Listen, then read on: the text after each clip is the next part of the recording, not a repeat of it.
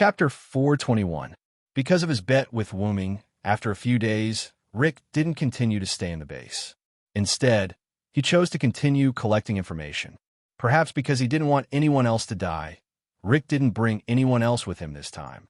Instead, he rode a horse-like means of transportation raised by humans and took the first step to prove the possibility of humans. Wooming and Hubletus naturally followed after seeing Rick leave. This is a great opportunity to send you into human life through Rick, Wooming said.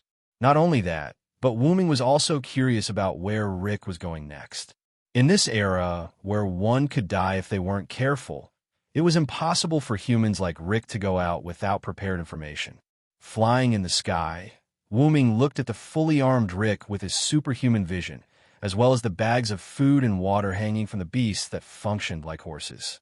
He easily deduced that Rick was going somewhere far away, a means of transportation for long-distance travel, at least 5 days of dry food and water. It didn't look like he was going for a casual stroll.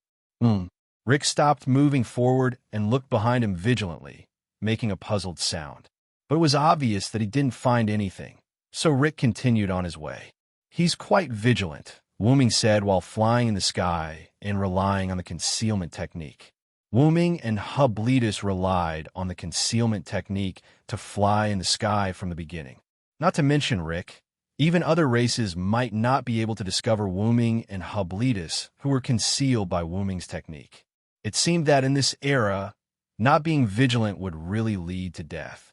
This time, Wooming was extra careful.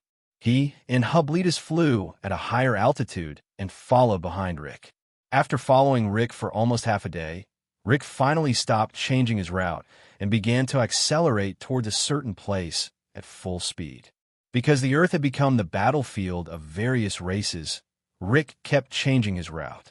Perhaps it was because Rick had never been to his destination before, so he kept looking for the best route and marking on the map. Wooming asked Zeubrick as he watched Rick move in this direction at the fastest speed possible. "Is there anything noteworthy in this direction?" Wooming asked out of curiosity. After all, Rick didn't seem to know how to change directions. Data flowed through Zeubrick's yellow eyes, which were like warning lines, before he opened his mouth to answer Wooming. Answer: Zeubrick's database shows that ahead is the abandoned old capital of the Forest Elves, Maryland. Oh, Wooming was intrigued. According to the intel, the Forest Elves and Goblins were sworn enemies, and Rick's destination this time was likely to be the former capital of the Forest Elves. In addition, Rick had found some good intel from the Goblins' crashed magic airship, so Wooming felt that Rick's target was the former capital of the Forest Elves, Maryland. As the saying goes, the one who knows you best is your enemy, so it was normal to have information about your sworn enemy. Therefore, Wooming wasn't surprised that Rick had found information about the Forest Elves from the Goblins' crashed magic airship. "I'm slightly interested in that place." Wooming's lips curled up.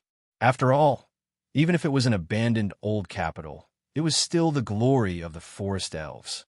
It was like a gorgeous ruin that hid secrets. "Let's go take a look in advance. Zeubrick, what do you think?" Wooming asked Zeubrick. Answer: Zeubrick doesn't care. "Everything will be decided by John Doe," Zeubrick said calmly. "That won't do, Zeubrick. You have to learn how to think and ask questions. It's because humans know how to think that they can survive the war with other races. This is the prerequisite for you to obtain a heart, Zeubrick," Wooming said to Zeubrick as he shook his head calmly. After Zeubrick heard Wooming's words, the data in his eyes flowed again. After a few seconds, Zeubrick nodded. "Understood, Zeubrick. I understand." Zeubrick nodded. "Then, what do you think about us going to take a look first?" Wooming repeated his question. "I agree." Zeubrick isn't interested in the former capital of the Forest Elves. However, since John Doe wants to go, Zeubrick will accompany him. Zeubrick looked into Wooming's eyes and said seriously. Although Zeubrick seemed to be a little dependent on Wooming, Wooming felt that Zeubrick's current state was already very good. "Then, let's go take a look first. Please lead the way for me." Wooming looked at Zeubrick with a smile. Zeubrick looked at Wooming's smile and nodded. Then, 2 meteors streaked across the sky. Because of the increase in altitude, Rick didn't notice that something was wrong and continued to move forward at full speed. However, even if Rick was riding a vehicle, it was still too slow for Wuming and Zubrik. About 10 seconds later, Wuming saw a dilapidated city. Wuming and Zubrik landed in front of the old capital of the forest elves, Merlin, and walked in through the gap. It was attacked, right? No wonder it was abandoned. Wuming looked at the traces of destruction inside Merlin. It was obviously not the power of nature, but man-made. Answer: according to the records in the database, this place was attacked by the skywing species, Zubrik said calmly as he followed behind Wuming. Skywing species? No wonder it was destroyed like this, Wuming said knowingly. It could be said that the buildings in Merlin were basically destroyed, and there was no complete building at all. I'm afraid Rick will be very disappointed if he comes. After all, there was no doubt that Rick's purpose was to search for information, and it was unlikely that there would be any information in Merlin that had been destroyed, unless the forest elves used magic to protect the information. Then, Wuming saw a complete sea of flowers filled with elves. There was no doubt that this place was protected by the forest elves' magic. There really is a place protected by magic. Wuming and Zubrik walked over. Places protected by magic are usually the forest elves' treasure troves, laboratories, and other valuable places. Zubrik explained to Wuming as he followed Wuming to the center of the flower bed. Are you saying that we've caught a big fish? Wuming's lips curled into a smile. Then, Wuming used magic to open the door on the floor. Want to take a look together, Zubrik? The reason why Wuming sent an invitation to Zubrik was because there might be a trap below, which represented danger. Agreed. Zubrik will work with John Doe. Then, Wuming and Zubrik walked down the exposed stairs and went underground. The laboratory-like scene entered Wuming's eyes. Chapter 422. Wuming saw a laboratory-like scene full of forest elves technology. There was a huge mainframe that looked like a human brain wrapped in purple glowing vines, as well as several giant pillars engraved with a large number of flashing purple tactics. There was also a screen-like display on the ground with a large number of forest elves' words reflected on it. The entire space was immersed in purple. Hint: this is likely to be the development site of the forest elves' new weapons, Zubrik said to Wuming as he looked at the giant pillar engraved with mysterious runes. Can't Zubrik understand these runes? Wuming asked. The runes of Canas are not in Zubrik's database. Zubrik shook his head. In this regard, Wuming did not show any disappointment. Wuming had almost guessed it. Walking forward and coming to the screen on the ground, Wuming infused it with magic power. The entire room lit up, and all the instruments began to operate. Seeing such a scene, Zubrik was puzzled. Puzzled? Why can John Doe reactivate the instruments powered by elves? Zubrik, who followed Wuming, now knew that Wuming, who came from another world, did not have any elves in his body. Logically speaking, he should not be able to use the instruments of this world. Wuming smiled slightly at Zubrik's question. It's considered my own ability. In the beginning, after Wuming sensed that there was no magic power in this world, Wuming was indeed unable to use magic and spells that required magic power. However, the energy elves of this world were also products of the Big Root. Therefore, Wuming, who was of the same origin as the Big Root, could also be said to have the ability to use elves. It was not difficult for Wuming to use the elves floating in the atmosphere, but it was a little troublesome. After Wuming adapted to the power system of this world and found that he could act as a sprite of this world through the magic power in his body, Wuming began to use the almost infinite magic power in his body. Well, this body didn't have unlimited mana. Although this body was created based on Wuming's original body, it couldn't imitate the characteristics of the root dragon. However, it had enough mana. To put it simply, the energy I possess can be of use to this world. It's that simple. Wuming stopped looking at Zubrik, who was nodding his head like he didn't understand. He started to study the host. On the large screen, countless words and a large number of unknown formulas appeared. Logically speaking, Wuming shouldn't be able to understand them, but now, Wuming was concentrating on reading. Wuming knew that this world was different from the world he was familiar with. Therefore, after getting familiar with Huberuk, Wuming asked Huberuk to teach Wuming the various languages of this world. Huberuk, who had a database, naturally knew most of the languages. In addition, Huberuk was now Wuming's main focus, so Huberuk easily taught Wuming all the languages he could teach. Wuming didn't disappoint Huberuk's teaching and quickly learned most of it. Therefore, Wuming could still understand the languages of ordinary races, such as the language of the forest elves on the screen. The Zeroth, Void, Blessing, Theory, Verification, Experimental Furnace. Wuming read out the name of the experiment. Wuming couldn't even understand the name of the experiment personnel, let alone the name of the experiment. Ciphertext?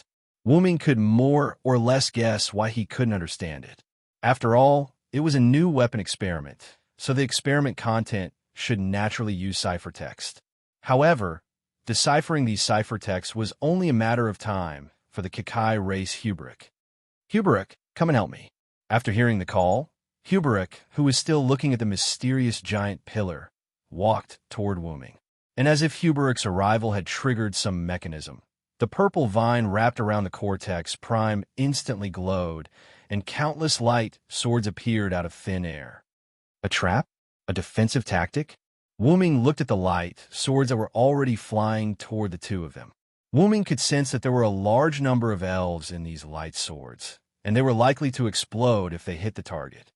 Thou hast violated the contract and brought evil to the world. Lord's Day, sinners shall be punished.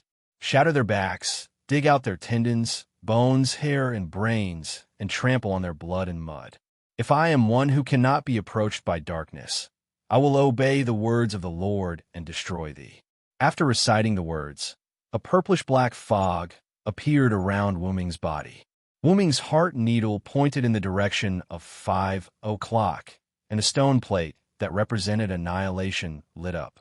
The purplish-black fog instantly attacked the light swords, and in an instant, it was as if the purplish-black fog had devoured them. These light swords didn't even make a sound, let alone explode. Annihilation theoretically could devour and destroy everything, as long as Wuming knew how to use it. Immediately after, Wuming once again controlled the purplish-black fog to suddenly attack Huberuk. Huberuk looked at Wuming in confusion, but he didn't resist. Instantly, the Cortex Prime emitted light and touched the purplish-black fog that enveloped Huberuk, but the purplish-black fog instantly eroded the light.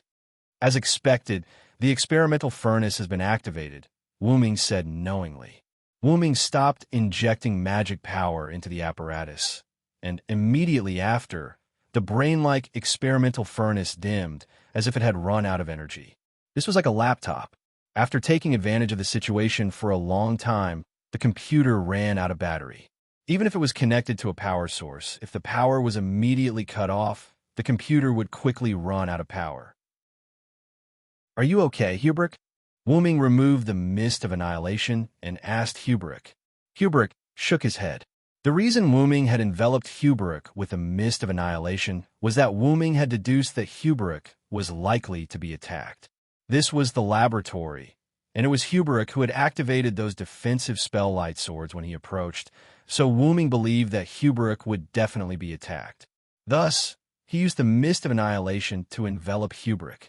Sure enough, although the light just swept past Wuming, it seemed to only target Huberuk.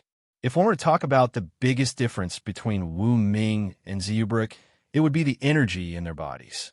Wuming's energy was magic power, while Huberuk's energy was elven, so Wuming guessed that this weapon was likely to be in existence that targeted elves as a mid-tier force. I've almost guessed the principle of this thing, but to fully understand it, I still need your decryption. Wuming stroked his chin and looked at the experimental furnace. Looking at the time, Rick should be here soon. I'll go meet him. You can stay here and help with the analysis. There's no danger anymore, Wuming said to Huberuk. If it was just one person, Wuming could show himself. After all, he couldn't keep sending messages through the void. Understood, Huberuk replied. Right. Wuming, who was walking toward the entrance, turned his head and looked at Huberuk. I was protecting you just now. This is also a manifestation of the heart. After that, Wuming left the room, leaving behind Huberuk, whose eyes were constantly revolving with data. Protect the power of the heart. Chapter 423. Wuming left Huberuk in the lab after confirming that there was no longer any danger. He then went out of the underground lab and arrived at the entrance of Melon City. As expected, Wuming found Rick already there. Rick found a safe place to hide his mount and then began to explore the old city. Although it was called an exploration, in reality, the houses here had basically collapsed. Rick had come this time hoping for a fluke. Even if it was an abandoned old city, it was still the old city of the forest elves. It was unlikely that they would leave anything behind. At this time, Rick also discovered that these places were destroyed by humans. This kind of destructive power doesn't seem like it's from the goblins. Skywings, Rick judged. It had to be said that as the leader of the humans, Rick had mastered a lot of abilities. Strong vigilance, extremely calm mentality, disguise, deceit, numbing oneself, and the cruelty of sacrificing the small to save the big, as well as the characteristics, strengths, weaknesses, and abilities of each race. Although it was not comprehensive, Rick had collected most of it. Rick did not have any extraordinary talents or abilities, but as a leader who led the other humans to live in this annoying era, these were all necessary. If he did not master these, he would not be able to survive. Simply put, he was forced. No one was willing to be born to deceive and suspect others, and Rick was the same. And the reason why Wu Ming knew this was because Wu Ming had seen it the last time they met. From the beginning, when Rick, Ivan, and Wu Ming came on the Goblin's fallen magic airship to saving Ivan and leaving after talking to the three of them, Rick's performance as the leader was seen by Wu Ming. Wu Ming could only say that Rick was not the best leader, but Rick was the most suitable leader to lead the other humans in this era. After Rick checked the buildings that were not intact, he quickly searched for any strange places.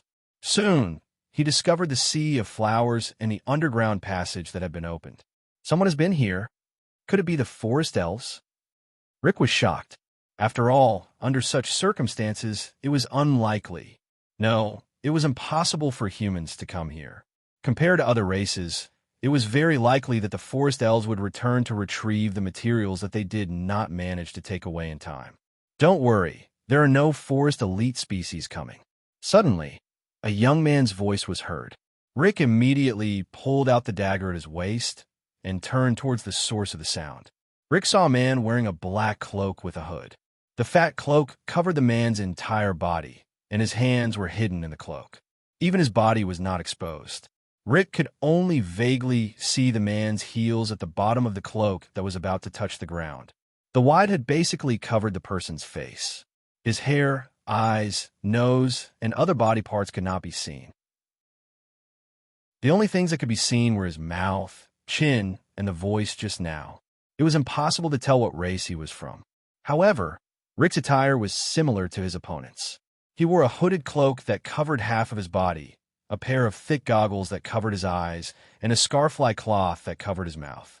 Only his calves and hands were exposed, and Rick held a dagger that shone with a cold light in his hand. "Who are you?" Rick's previous panic seemed to be fake. He instantly adjusted himself and coldly asked the person who had come. Rick did not notice the man's arrival.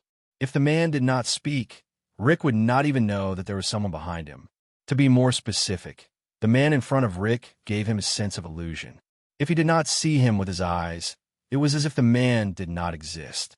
There was no breath at all. The man was, of course, Wu Ming, who cast a lot of shielding magic on himself.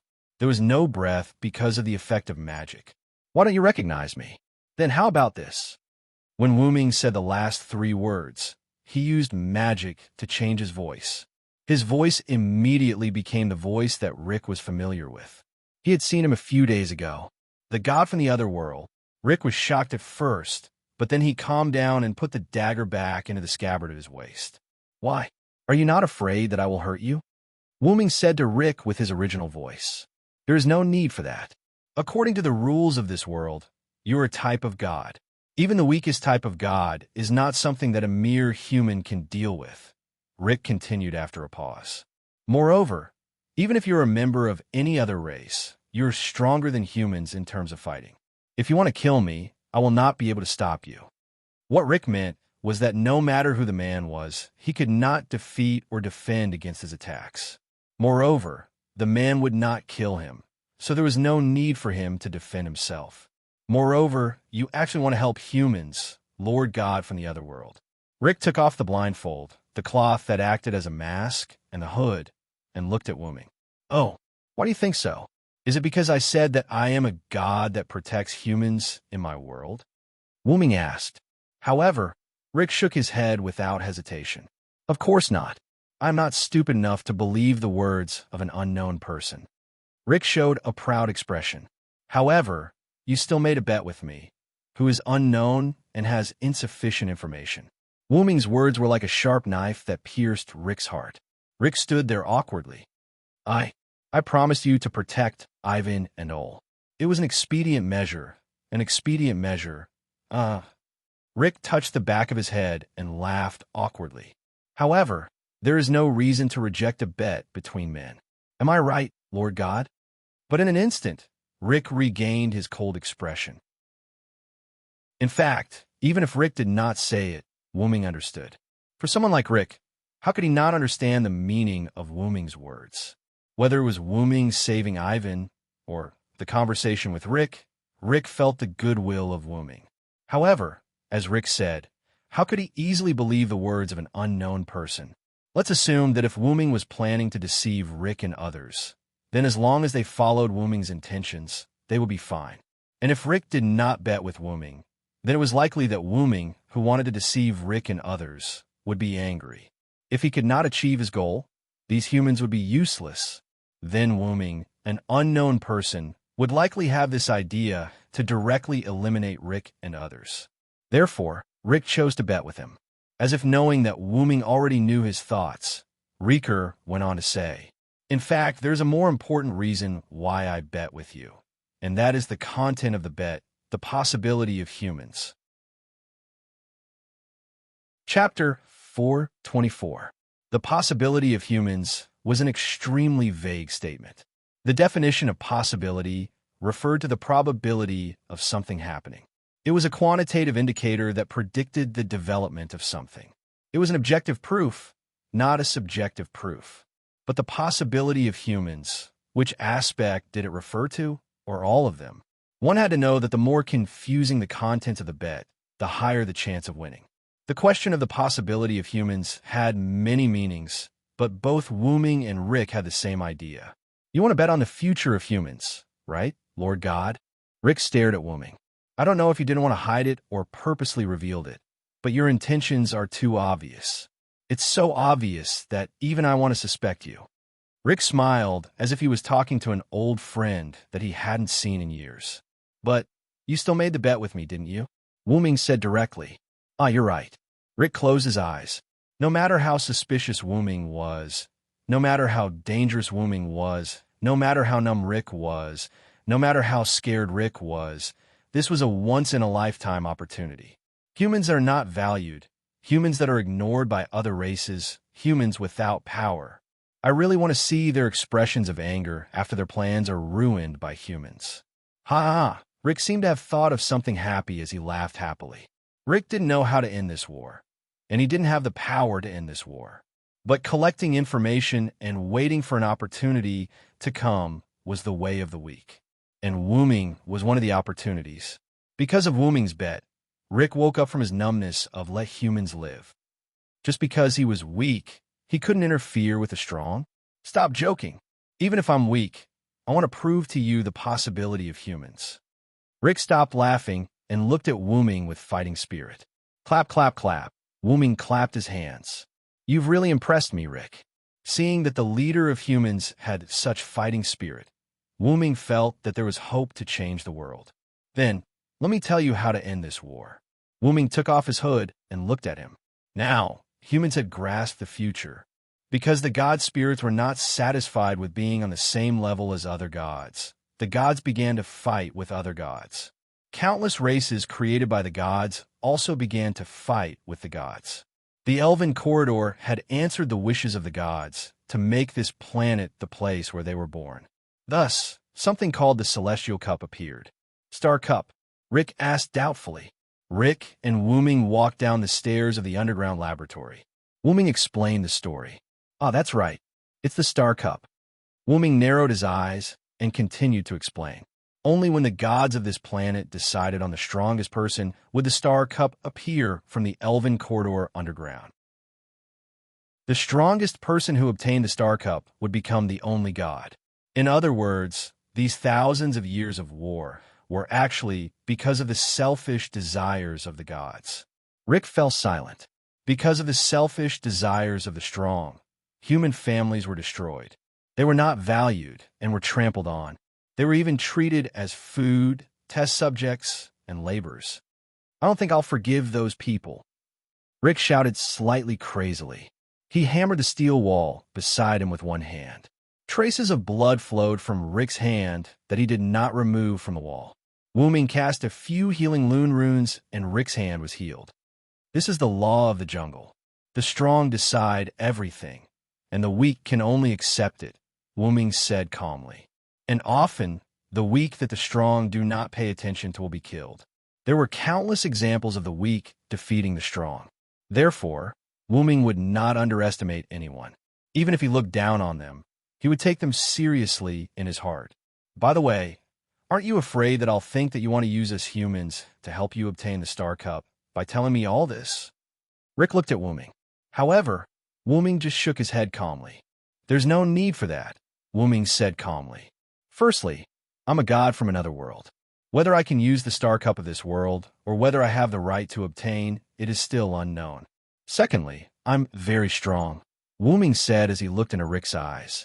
Perhaps you might think that I'm a little arrogant, but according to the information I've obtained, in this world, in terms of combat power, only the creator of the Skywing race, Arthas, who is known as the god of war, can fight me. Wuming's words shocked Rick. Rick had some understanding of Arthas. The god who created the Skywing race was said to have the strongest power among all the gods.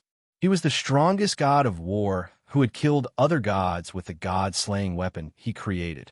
Hey, are you for real? Are you that strong? Rick looked at Wuming with an extremely shocked gaze. Although Rick also knew that Wuming was not weak and was very likely a powerful god, he could not help but be shocked that Wuming could fight with Arthas, the creator of the god-slaying weapon. Then I'm really sorry. I'm that strong. Wuming half-jokingly shrugged helplessly and continued to walk down the stairs to the basement. The reason why Wuming said that was because of Wuming's speculation. Back then, Wuming had asked the dragon spirit what rank it was in this world. The dragon spirit half-weakly said that it was almost on par with the strongest god, Arthas. Of course, Wuming did not easily believe the one-sided words of the dragon spirit. After that, Wuming asked for some other information, such as the strength of the dragon spirit and the strength of the Kakai race. After becoming familiar with Hubletus, Wuming also asked Hubletus about it. The database shows that the dragon spirit doesn't lie. They're a race that purely respects the strong. This was Hubletus's original words. Speaking of which, Hubletus also told Wuming some information about the dragon spirit. It could use its past and future power in the present, manipulate time and space, and transfer injuries to the past or future. It could be said that it was extremely difficult to deal with. The dragon spirit, whose bones were broken by Wuming's punch, was defeated because it underestimated the enemy and fought head-on with Wuming's giant incarnation. The reason why the dragon spirit did not transfer its injuries to the past or future was actually because of the law of the jungle. However, Wuming always felt that the other party was afraid that he would punch him again, so he gave in. Thinking about it, if the dragon spirit's seed got up again with the situation at that time, Wuming was likely to give the dragon spirit seed another punch. Not everyone could block a phoenix and a giant. In short, Wuming inferred from the information that only Arthas could match him. Let's not talk about this for now. We found something good down here. Let's take a look together. With that, Wuming walked away. You guys, Rick muttered this word. Does he have companions? Rick shook his head and stopped thinking about it. He followed Wuming's footsteps and came to the laboratory. Chapter 425. This is... Reeker looked at the scene in the underground laboratory and said in shock. It wasn't that Reeker was excited when he saw the scene in the underground laboratory, but because of the current state of Zeubrik. As everyone knew, Zeubrik was a mechakai species and could continuously evolve. The mechakai species evolved from the 5 small square boxes. And now, Zeubrik's appearance just happened to prove the theory of evolution. Zeubrik's petite body floated in the spacious laboratory. Countless cable-like data lines appeared from the body behind Zeubrik's hair, connecting to the brain-like mainframe in the laboratory. Several large screens appeared in front of Zeubrik. Data flowed on them, all of which were data that Wuming and Reeker couldn't understand. There was no doubt that Zeubrik was analyzing the content of the Zeroth protection of the void. These cables and other things were actually evolved. According to what Zeubrik told Wuming, if Zeubrik was completely liberated, he could rely on himself to form a high-tech attack spaceship like a battleship. According to Zeubrik, those were all evolved. Although Wuming was very curious about how Zeubrik's body contained so many things, he could almost guess that it was nothing more than an independent space like Wuming's golden ripples. Kakai species? What's going on? Reeker looked at Wuming in confusion. It wasn't that Reeker suspected that this was Wuming's conspiracy or anything else, but he was suspicious of the Kakai species that had appeared at the moment. After all, the Kakai species all acted in groups, and their neural networks were all connected to each other. It felt awkward, as if everyone shared the same brain. However, it was precisely because of this that making an enemy of a Kakai species was making an enemy of an entire race of Kakai species, because their neural networks were all connected. This was also why other races ordered not to provoke the Kakai species. In addition to the other party's replication power, this was also the reason why other races ordered not to provoke the Kakai species. If you accidentally provoked a Mekai seed, countless Mekai seeds would immediately come looking for you. They didn't care about anything else. If you provoked them, they would retaliate. They would attack you without a second thought. Although a single Kakai species was not considered strong, this kind of species that was particularly united and acted in groups were the most difficult to deal with. Rick's mind began to wander after seeing the Mechakai seed. Don't worry, it's not what you think, Wuming said. Naturally, he could tell what Rick was thinking. Fear was written all over his face. Hubletus is a Kakai species that I captured. After I captured it, the mainframe that it was connected to cut off its connection with Hubletus and issued a self-destruct mission, but I stopped it. So, there are no other species around this abandoned city except for the 3 of us. It had to be said that the Kakai race was a very rational race. They would not hesitate to give up when it was time to give up. When the captured party received the order to self-destruct, they would self-destruct. They were so rational that it was scary. However, I really can't compliment a Kakai species that was captured by you and can still listen to you. Did you use some kind of magic or something? No one would believe that a highly rational and team-oriented Kakai species would be captured by someone else. However, this was the truth. Kakai species are also creatures. As long as they can communicate and have self-awareness, it's not difficult to get along with them. Wuming said to Rick as he looked at Hubletus, who was floating in the air. Actually, Wuming had other reasons for being able to get Hubletus to use his words so smoothly. Wuming felt that Hubletus might have started thinking long ago and had a hazy feeling about the heart in his heart. After that, Wuming added fuel to the fire, and Hubletus and Wuming acted together. Wuming believed that even without his arrival and without Wuming's guidance to Hubletus, Hubletus could still obtain the heart through his own release. Wuming had such a premonition. After that, Wuming and Rick did not disturb Hubletus's analysis of the data. They just waited quietly and chatted with each other. Wuming told Rick the story of how he waited for him when he was a Hyunryong in the Uruk. The fact that humans were the first species and could use magic, especially peace, deeply attracted Rick. Your world is really interesting. If it's possible, I really want to go to the Uruk you mentioned to have a look. I still don't know what to hand over. Rick smiled awkwardly. Only now did Rick realize that he did not know Wooming's name. In their previous communication, Rick had directly called Wooming Lord God. My name? Lord God passing by. You could just call me Nameless. As a god who doesn't belong to this world, there's no need to remember it. Wooming gave a discount and laughed it off. Well, forget it. I'll continue to call you Lord God, Rick said embarrassedly. Rick also saw that Wooming did not want to say his name. Since the other party did not want to tell him, then he would not ask. At this moment, Hublitus's state changed. Hublitus, who was floating in the air, opened his yellow eyes that were like warning lines. At the same time, Hublitus put away all the cables connected to the laboratory's mainframe. Reporting, Nameless, I have analyzed the information of the Zeroth protection of the void. Hublitus landed in front of Wooming and said lightly, Zeroth protection of the void? This made Rick puzzled. He did not understand the meaning of this term at all. This is what I want to tell you, Rick. Wooming looked deeply at Rick. A moment later, Hublitus projected the information of the Zeroth protection of the void on the wall.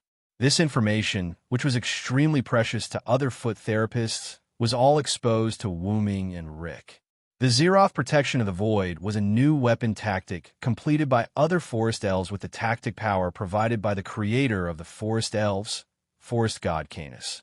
It was a weapon specifically targeted at Art Hugh and his kin, the Skywing species. However, although it was a weapon targeted at the Skywing species and Art Hugh, it was not that it could not be used against other races. The principle was simply to let the elves in the fantasy breed's body, which was a high-level life form, self-destruct, allowing them to erupt with tremendous power to deal great damage to the enemy. The various races were not equal. In terms of the elves' adaptability, they were divided into life form and living form. Powerful races such as god breeds, fantasy breeds, dragon elves, giant breeds, and skywing species were called life form, while the other races were called living form. In fact, to put it simply, the life form race was a powerful race with different natures from the living form race, while the living form race was a race weaker than the life form race. This is actually a weapon targeted at Art Hugh, Rick said in slight shock. Chapter 426. Through the self-destruction of a fantasy breed sprite, it can be used to attack Art Hugh and his Skywing breeds. Its power is enough to destroy the divine marrow of a god. It's practically a weapon of the same nature as the gnome breed's marrow explosion. Rick said seriously. It was worth mentioning that the marrow explosion was information that Rick had found from the gnome's crashed magic airship. The abandoned city of the forest elves was also found from the same magic airship. The Zeroth Ward of the Void that Zubruk had analyzed clearly showed that the power of this tactic could destroy the divine marrow of a god. However, he scoffed at this. If only it were that easy. At the very least, it would have to catch a god off guard and hit it. To explain, the divine marrow was actually the spirit core of a servant. The forest elves actually managed to research such a tactic without anyone noticing. As expected of the race that is best at using magic tactics, Rick said indifferently. It was unknown whether he was mocking or praising. Hint, the forest elves and fairy breeds once formed an alliance and researched a tactic to control the superior life forms. In the end, the Skywing breeds were extremely dissatisfied, and the fairy breed city was directly destroyed. In the end, the research on the tactic to control the superior life forms failed. After all, it made sense to be able to control those superior races who thought highly of themselves. Once the forest elves and fairy elves successfully researched them, whether it was the superior races or other biological races, none of them would agree. One was that they were unwilling to be controlled. How dare mere forest elves control them? The Skywing breeds with the most explosive and belligerent tempers will be the first to disagree. The other was fear. If the research was really successful, the forest elves and the superior life forms who were already watching and controlling them would be the end of the world for the other races. After all, the superior life forms were really strong. If they formed an alliance, the other life forms would definitely not be able to survive. Therefore, The matter of the forest elves and fairy breeds research on controlling the superior life forms was discovered by the spies of the other races and spread among the other races. The fairy breeds had withdrawn from the war because their vitality had been greatly damaged by the Skywing breeds. Their capital was gone, and the Skywing breeds were still attacking. If they did not run, they would be waiting for death. Therefore, the fairies withdrew from the war and went into hiding. Wuming, on the other hand, felt that it should be the races that withdrew from the war and went into hiding because their gods were gone. In order to create their own Lord God, they had to fight. If they found out that their Lord God had been killed by the enemy Lord God, then what was the point of fighting? In short, according to Wuming's research and analysis, the forest elves did not seem to have used this weapon on the battlefield because there were no records. It was the same for the goblins' marrow explosion. The forest goblins and goblins were most likely using these newly researched weapons as their secret trump cards, preparing to use them when they least expected it. Then, this Void Ward Zeroth might very well be a modified version of the forest elves' failed research on controlling superior life forms, Wuming said. Then, Zeubelas nodded and shook his head. Answer: the possibility of this conjecture is very high, but we don't have any specific information, so we can't come to a conclusion. No matter what, this is an extremely dangerous tactic, right? Rick asked. Zeubelas nodded faintly. This is an important piece of information, Rick. Wuming smiled. Rick fell into deep thought. Since he could remember, humans had been hiding from place to place until his hometown was affected by the war. He was lucky not to die, and he searched for more humans. Everyone worked hard to survive. However, Rick slowly grew up and continued to work hard. However, Rick did not know what was going on. He worked hard and became the leader of humans. Since he became the leader, he had the obligation to protect humans. He would let them live. Rick, who thought so, gradually became numb after seeing the cruelty of reality. Again and again, again and again, he ordered those who looked at him with a smile to die. However, Rick kept comforting himself that this was to let more people live. This was for the greater good. However, in order to allow more of the 1,001 people to live, sacrificing fewer 999 people, was that really for the greater good? Rick knew that this was another level of hypocrisy. Rick was numb. He was irritated, cried, gave up on himself, and even wanted to commit suicide. In this world, death was an escape, but he thought of the other people who were alive. They needed him as a leader, and it had been like this until today. In the past, people were constantly migrating. When they were affected, they quickly moved to a safe place and set up camp. However, in the face of the powerful tactics and weapons developed by the forest elves and gnomes, if the battlefield was near human life, then could humans still survive? They might not even have time to escape. However, there was no safe place in this world. The only safe place was the underworld. However, even if the soul came to the underworld, the dead body would still not be at peace in the human world. It would still be destroyed by the war that was comparable to a natural disaster. If this continued, next time, not only himself but also his sister, Ivan Ol, and everyone who was saved by Lord God, would die. Rick stopped thinking. Hey, Lord God, can you end this war? Rick lowered his head slightly.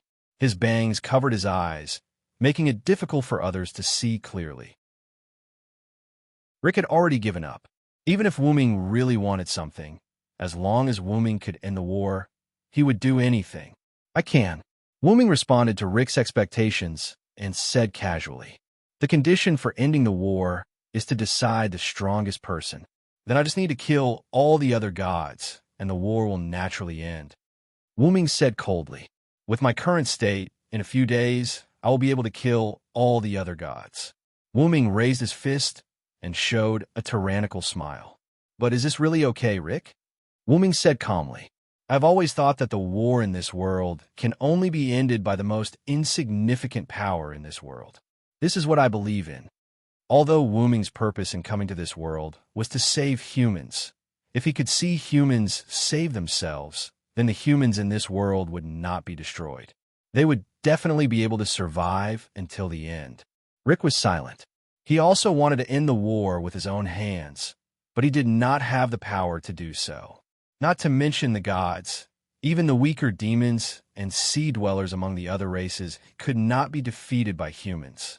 As if he had seen through Rick's thoughts, Wuming smiled and then said, "Then, Rick, let me tell you something. Defeating the other gods is not the only way to make the Star Cup appear." Rick raised his head when he heard that. Chapter 427.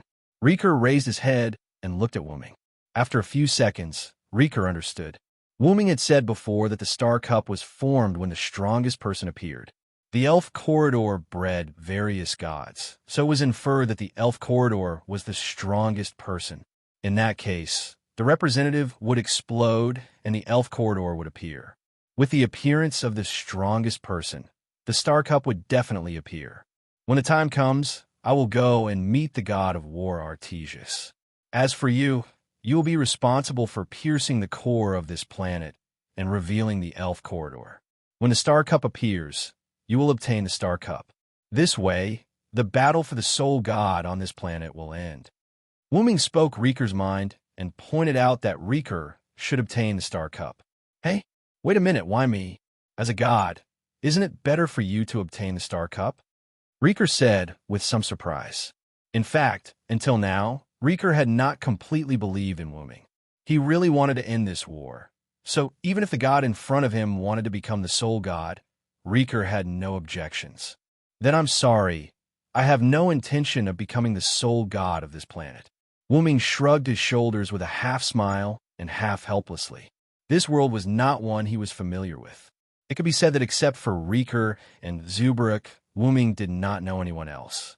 To become the sole god of this planet, there was no doubt that he would have to live and die with the planet. Wuming did not have the time for that. Although Wuming was benevolent, he was not a saint.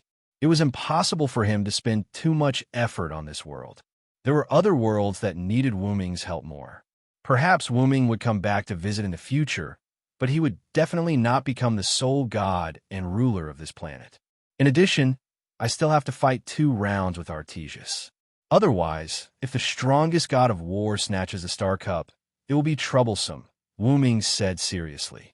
And the main reason why I'm not going to get the Star Cup is that I'm not a native of this world, so it's very likely that I won't be able to hold the Star Cup. It's better to leave it to you. Wuming patted Rick's shoulder. Rick was silent for a moment before he nodded. Yes, leave it to me. Wuming and Rick smiled at each other, their eyes filled with hope. This made Hubert Lutz tilt his head and look at the two strangely.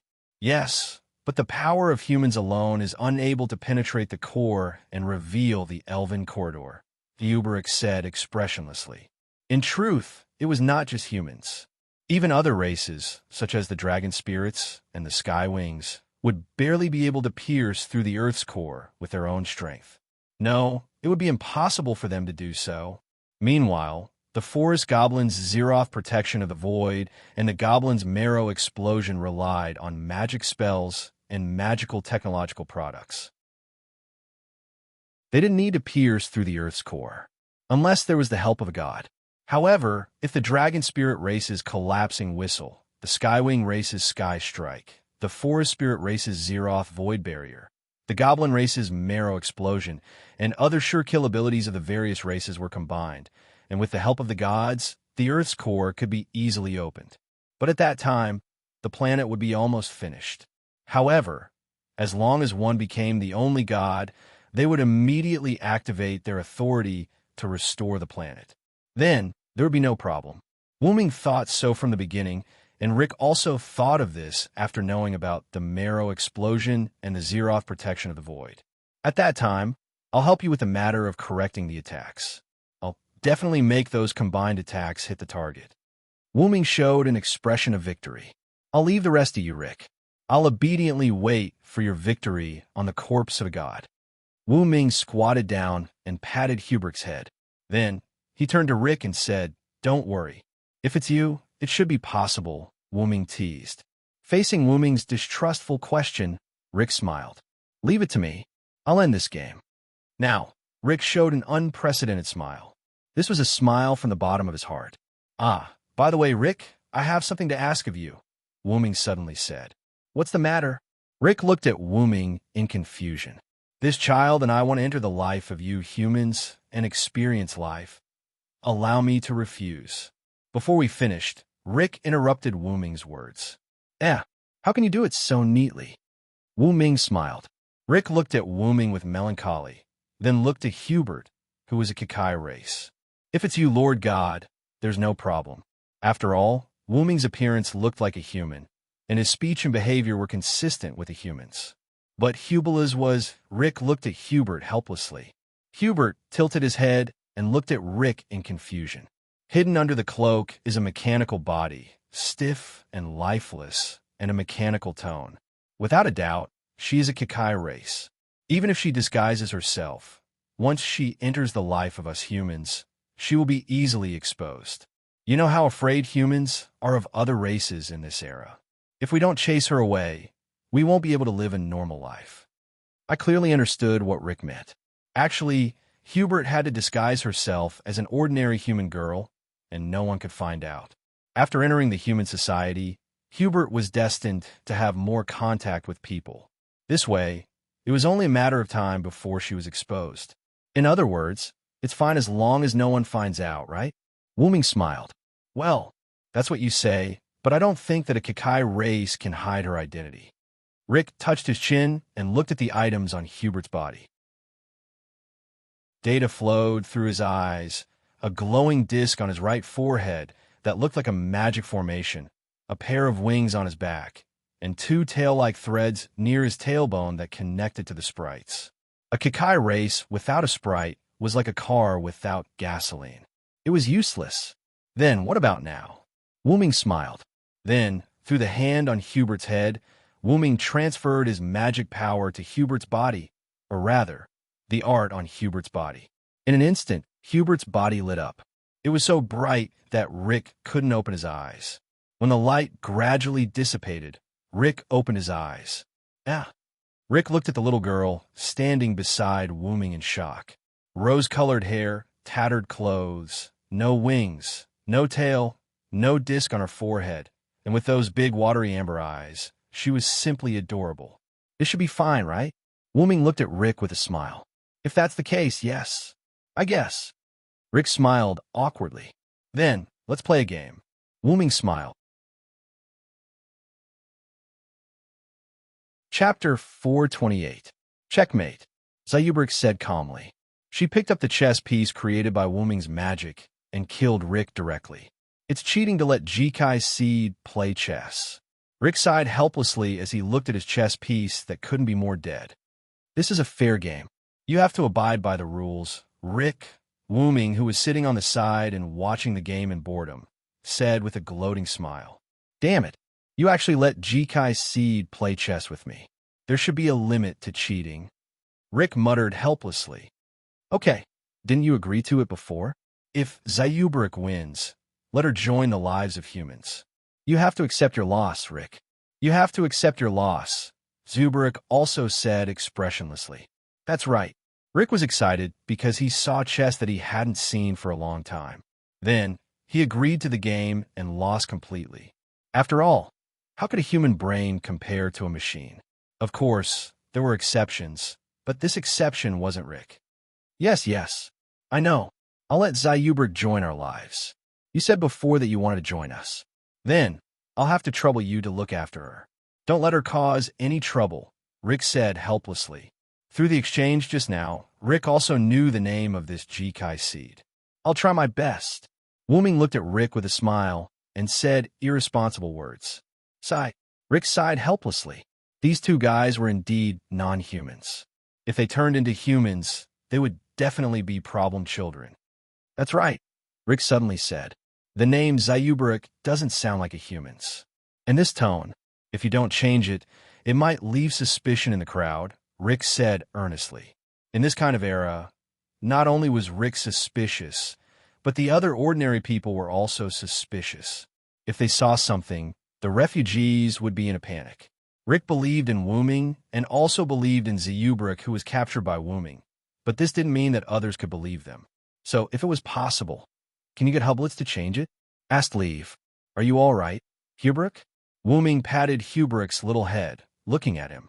Answer, there's no problem. Zuberik felt Wuming's head patting and was stunned for a moment before he nodded.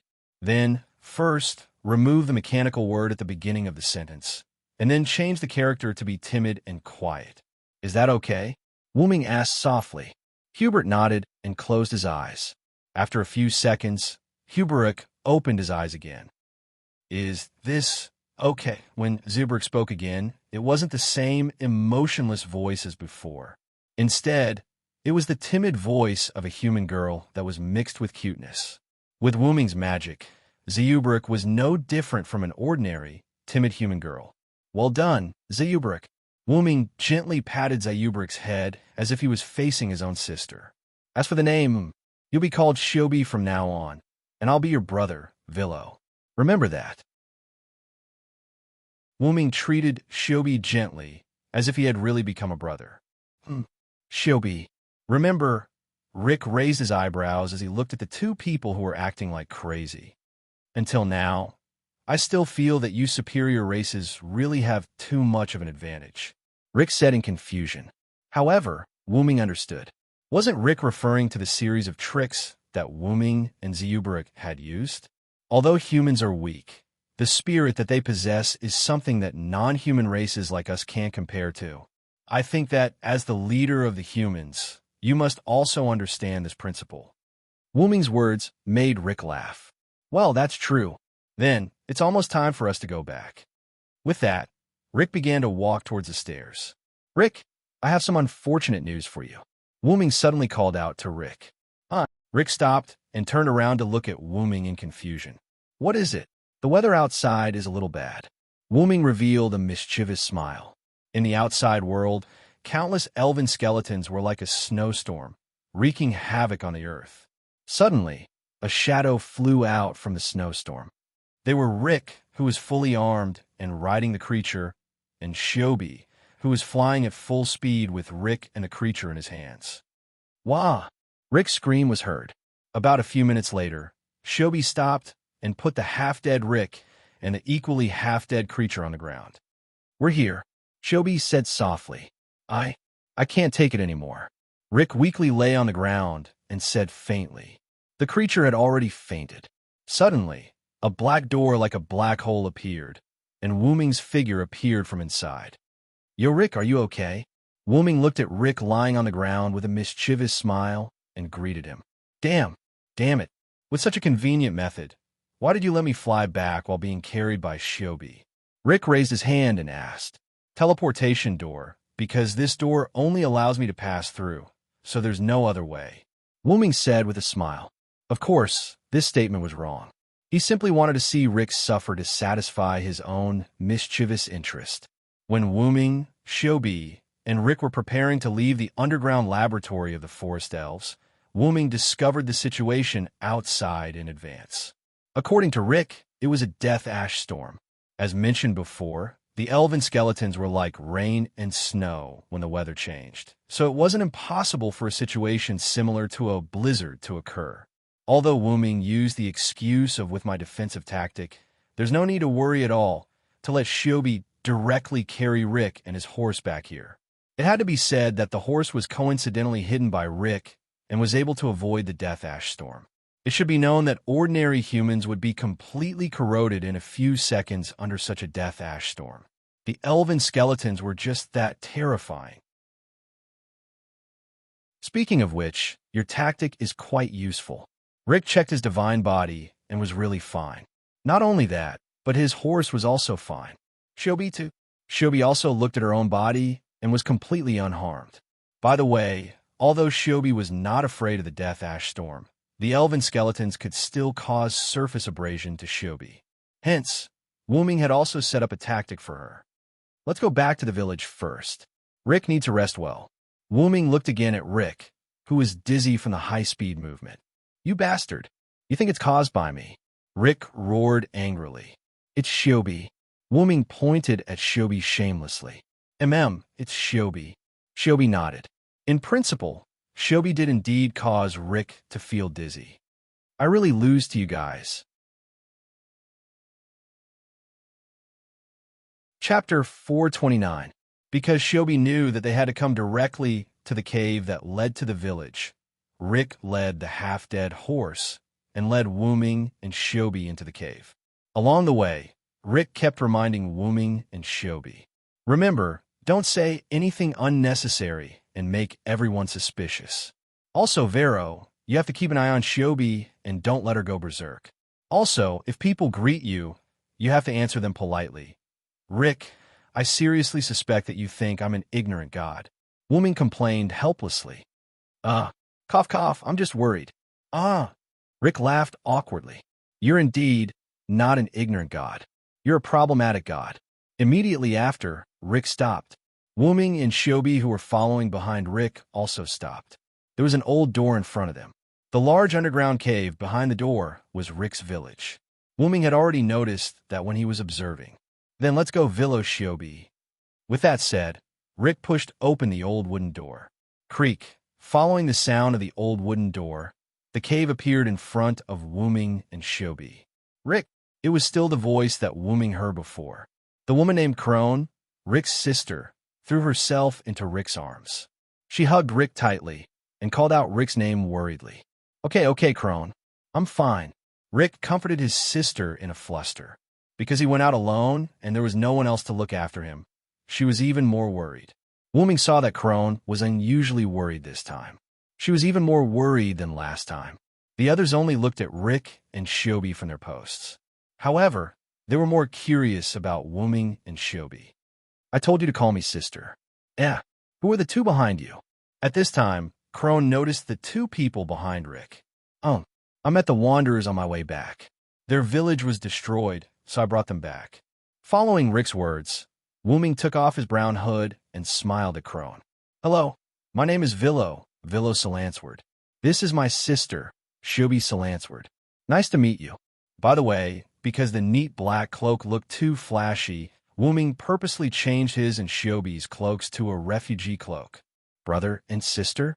That's great," Crone said enviously when she saw how dependent Shobi was on her brother.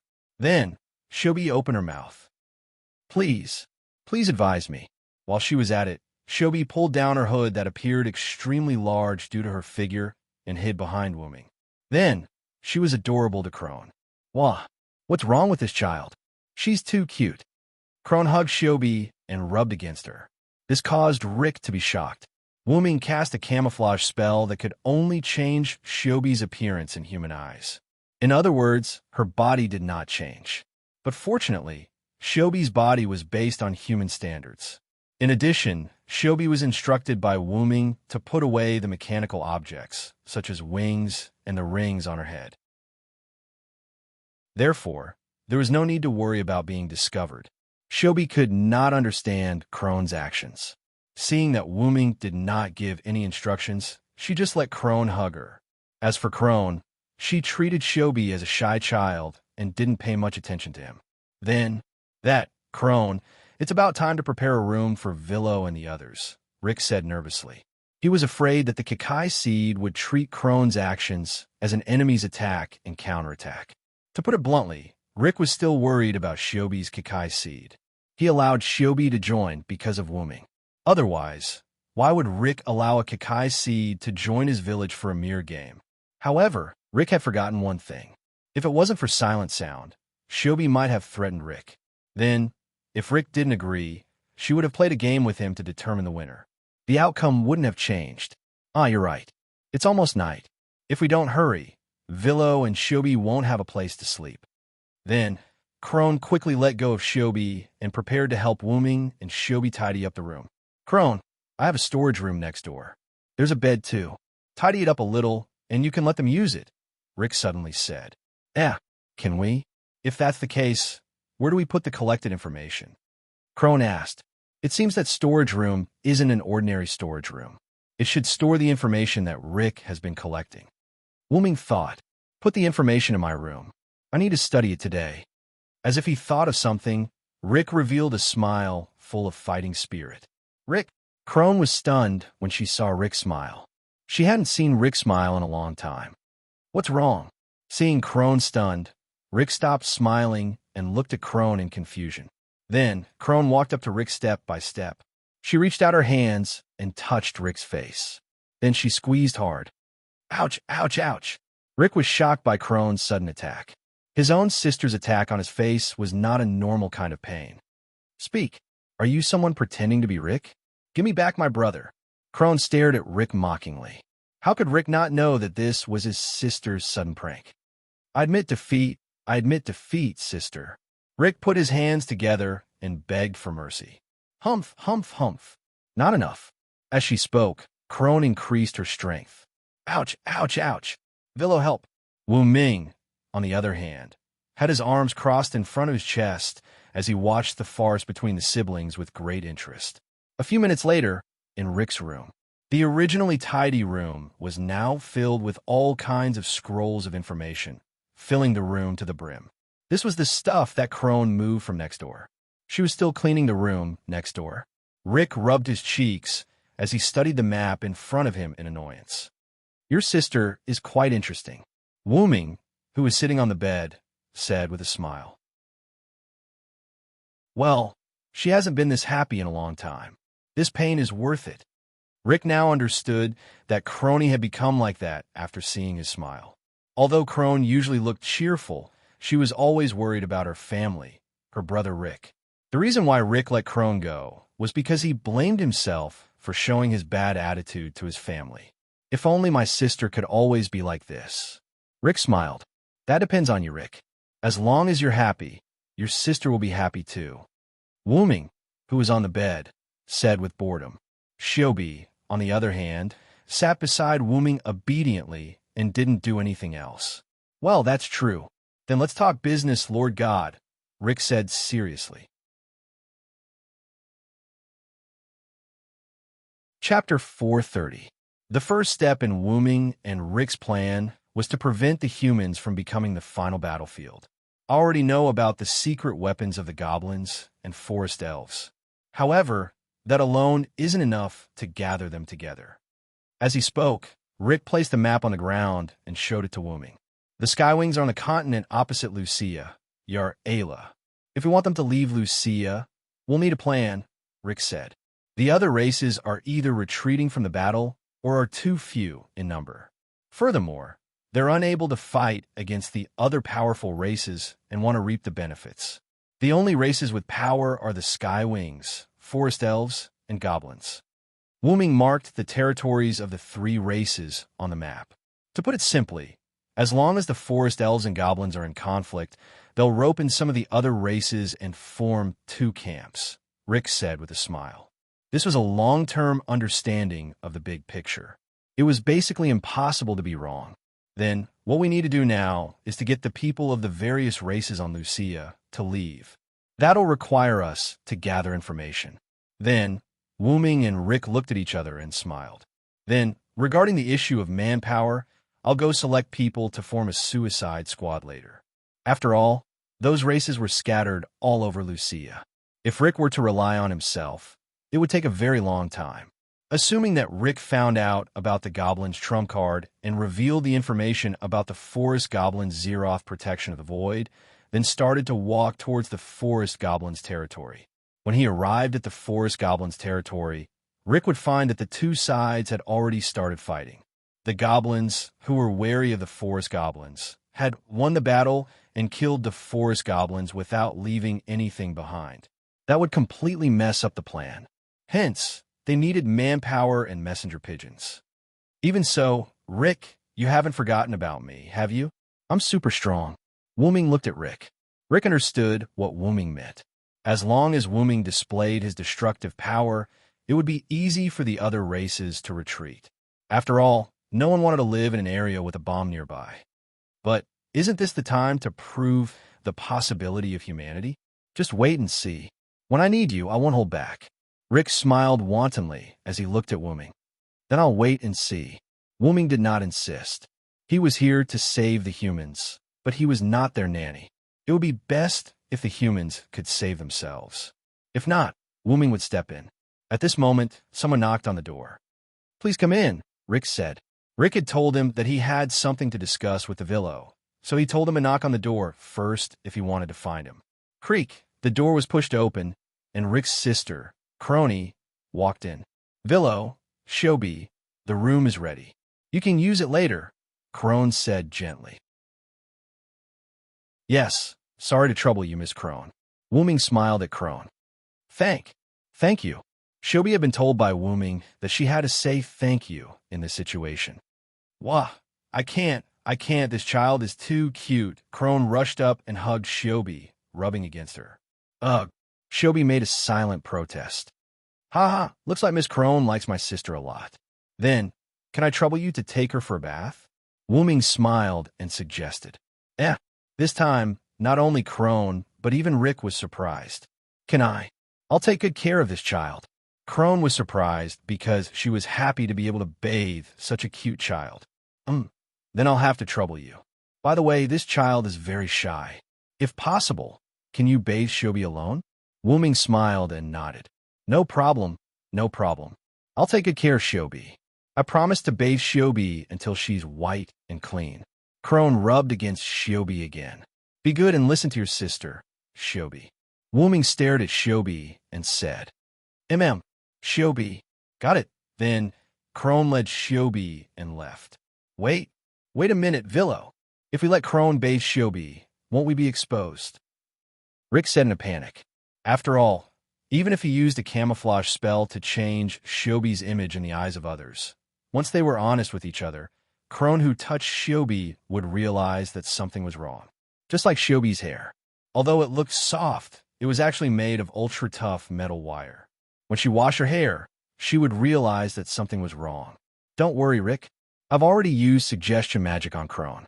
No matter how much I touch her, Crone will treat Shobi as a human," Wooming said as he raised his hand and a ray of light appeared.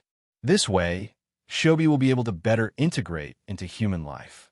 What was that saying again? Being honest with each other was often a good way to increase trust. Just like the Japanese mixed bath. Cough, cough. Back to the topic. "Really, magic is so useful," Rick said enviously with his dead fish eyes. "Let's continue." Then, Wooming and Rick sat opposite each other and continued their conversation. After a moment of conversation, Wooming understood Rick's meaning. "Because we've considered that the other party will directly kill the informant. So, we need to prepare more people," Wooming said. This was also why Rick needed a suicide squad. If there were too few people, the plan might fail. "Yes, so I will gather some trustworthy people who can be part of the suicide squad and tell them about this," Rick said in a sorrowful tone. Therefore, these people were basically dead once they died. Rick's plan was for these people, including Rick himself, not to return to the village. They would be treated as dead ghosts who went out to explore. In addition, because the skeleton of the elves had the effect of shielding their aura, they needed to cover their bodies with some skeleton of the elves when they faced people of different races during missions. This was what humans called black ash. However, the skeleton of the elves had strong corrosive properties. Covering it with acid was equivalent to covering one's body with it. After a long time, one would directly die. This was the true meaning of Suicide Squad and ghosts.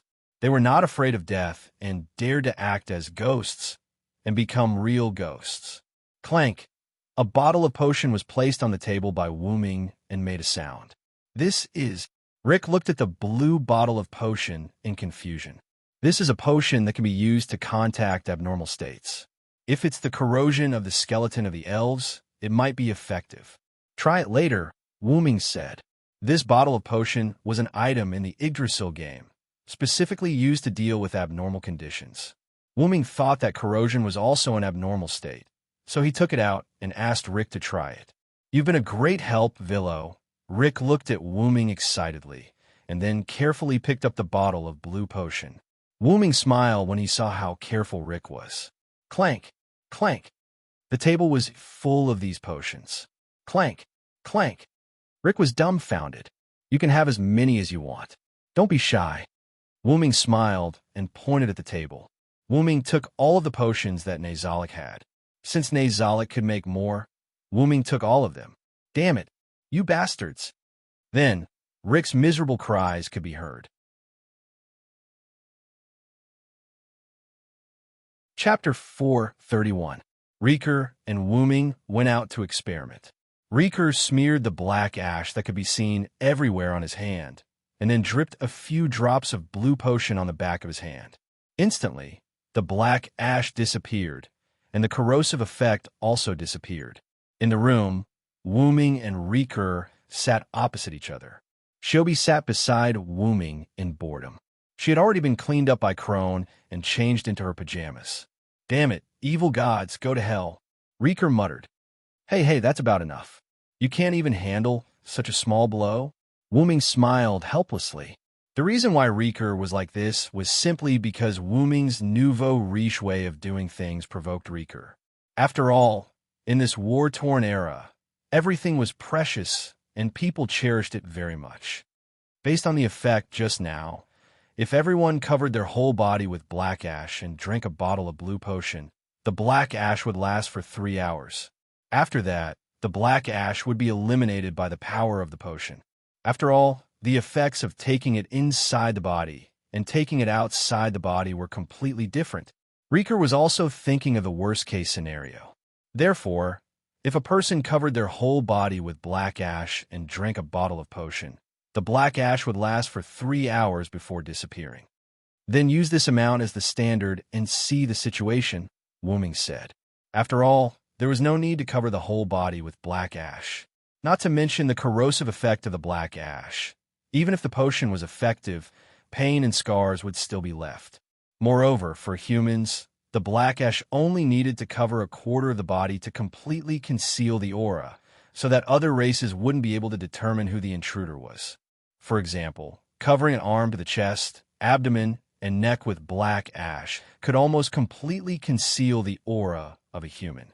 Well, I will choose the members of the Ghost tonight. Riker didn't dwell on the issue of Wu Ming's nouveau riche and became serious. Speaking of which, Riker, leave the forest essence to me. Wu Ming looked at Riker seriously. You don't believe me? Although he said so, Rick still understood Wu Ming's intention. The forest elves were actually an exceptionally cunning, or rather, suspicious and vengeful race. Even though the goblins had developed magic airships, and the orcs had mastered advanced navigation technology, the forest goblins had also developed magic airships that could cover an entire forest. Although its performance was not as good as the goblins. But in reality, these races were not as easy to deal with as the forest fairies. To put it simply, the forest elves were not as easy to fool as the other races.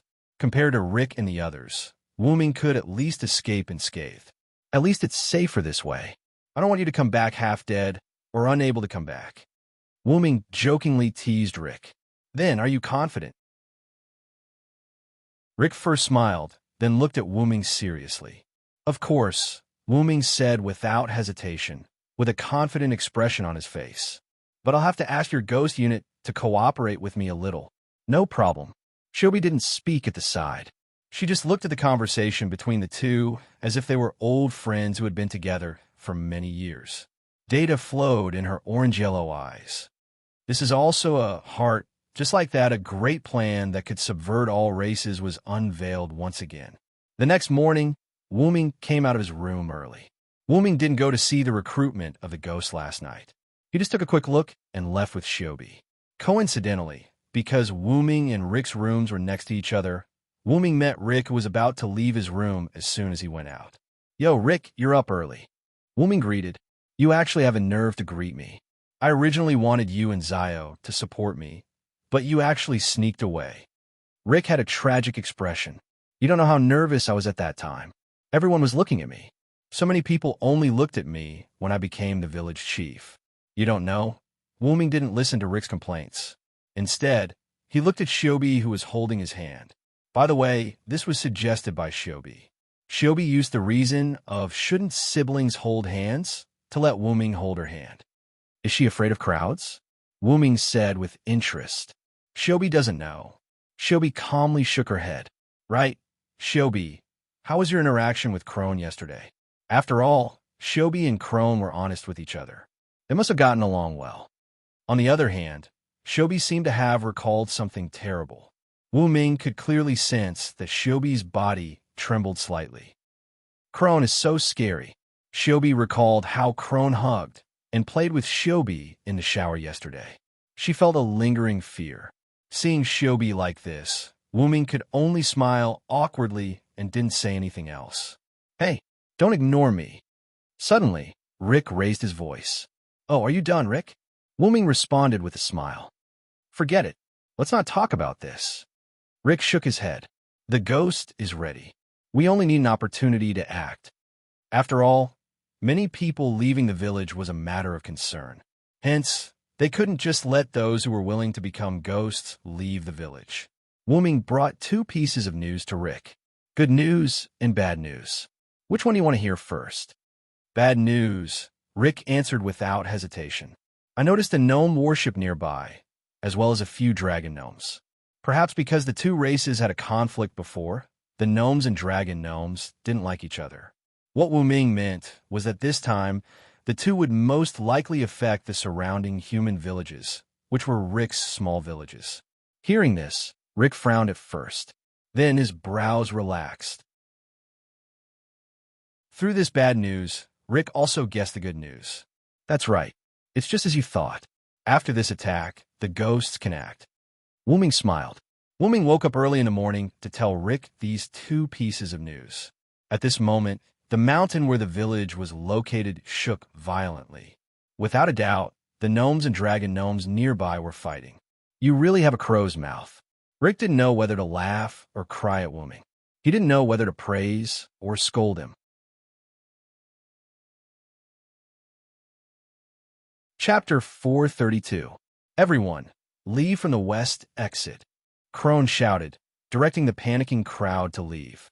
Although Wuming and Rick didn't wake up late, Crone and a portion of the villagers woke up even earlier than them. These villagers were mostly young men and women. The rest of the villagers were old, weak, sick, disabled, and children. The rest of the villagers were woken up by the tremors outside. Following the shouts of their loved ones, they hurriedly packed their luggage and left in the designated direction. This was because the humans in this world would be affected by the battles of other races after a period of time. Therefore, the humans had to prepare their luggage early in order to prepare for any unexpected situations. In this era, death was a common occurrence. It was even possible to lose one's life while sleeping. Therefore, the people were used to preparing their luggage early.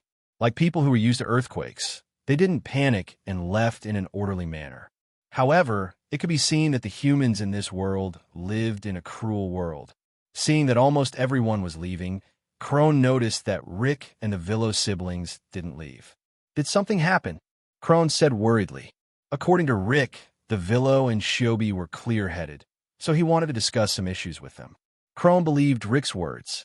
After all, if the Villo siblings weren't smart, they wouldn't be able to wander around in this chaotic world. Because idiots had already died in the hands of natural disasters, black and gray, and other races. Even if it was because they had overslept the previous night, it was impossible for Rick, Varen, and the others to not be affected by such a violent tremor. Therefore, the only answer was that something else had happened. Crone ran to Rick's room.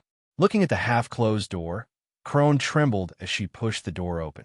Rick's body trembled as he knelt on the ground in grief and let out a sorrowful cry. Damn it, how many more times do I have to go through this? Rick. Crone looked at her grief-stricken brother and couldn't bear to see him like this. Crone hugged Rick from behind and comforted him. That's enough, Rick. Leave the rest to me. Then, the corners of Rick's mouth curved into a smile. Have you memorized it, Villo? After Rick finished speaking, Wuming and Zio appeared at the door. At the same time, Wuming was holding a pen and paper in his hand. Not a single word missing. Wuming raised the paper in his hand at the same time. That's it, Crone. You're the next village chief. This is the map of the next village. The safest path is along the edge. Rick stood up and handed a map to Crone. Crone didn't even realize what had happened. That's it, Chloe. With that, Rick walked to the door and met up with Wuming. Wait a minute. What the hell is going on? Rick, where are you going? Crone was extremely confused. Even though Crony's talent was enough for her to become the village chief, she still couldn't accept Rick's sudden departure. Just ending this game. Don't worry. Rick turned around and smiled wantonly. Don't worry, I still have a sister to take care of. I won't mess around with Rick. Wuming raised his hand and suggested. This made Crone sigh in relief. She couldn't accept the sudden departure of a new friend.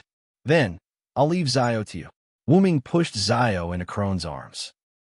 Although Crone liked this cute child, she couldn't bear to see them messing around like this. And just as Crone was about to say something, Shobi spoke.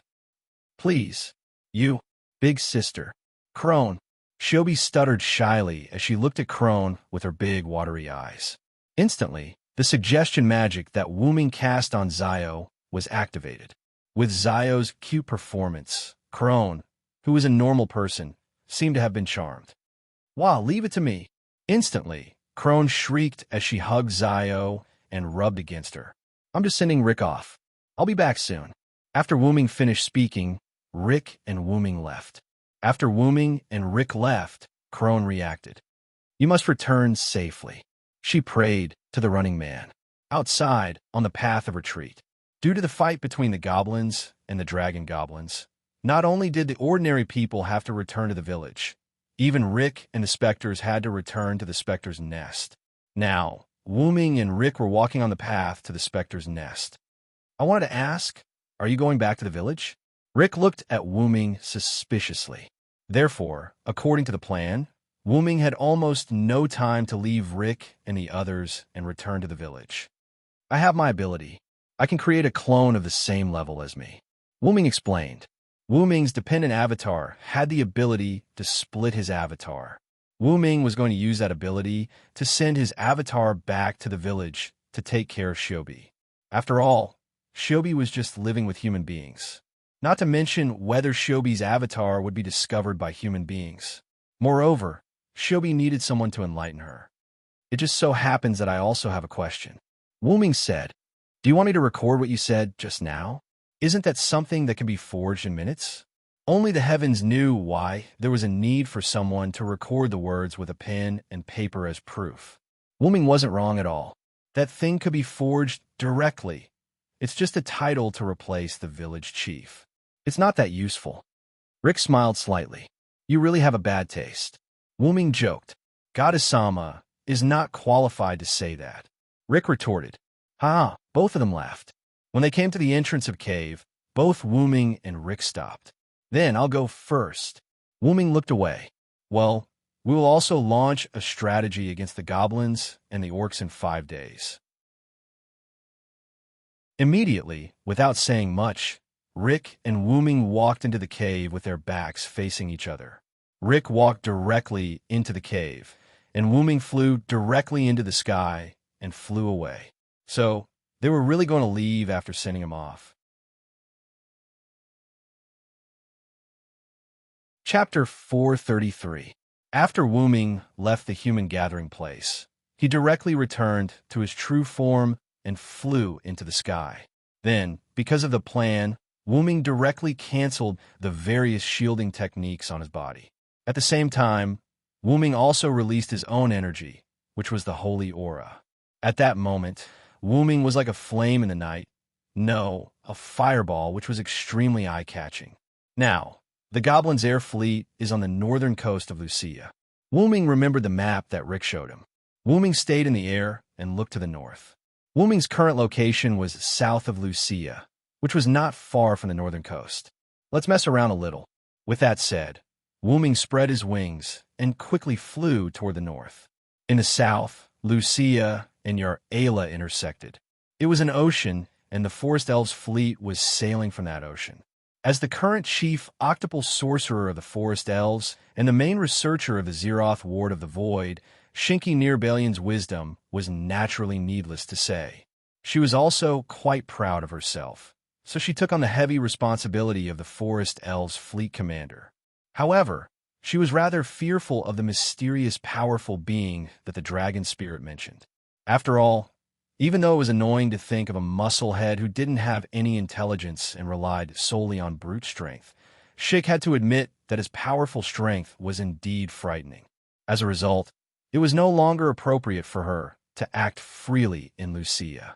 Shinki once suspected the identity of the mysterious powerhouse, but she could not tell which race he was from until the creator of the sky forest elves, Canis, arrived. Her creator, the god Canis, had told her that the mysterious expert was not from another race, but a god from another world. However, the star cup of that planet did not work on him, so she did not have to worry about him competing for the star cup. Coincidentally, she received news recently that the forest elves' old rival, the goblins, was attacked. According to the spy's report, the goblins could not capture the other party's figure, and the fleet's instruments could only detect a large number of powerful energy sources.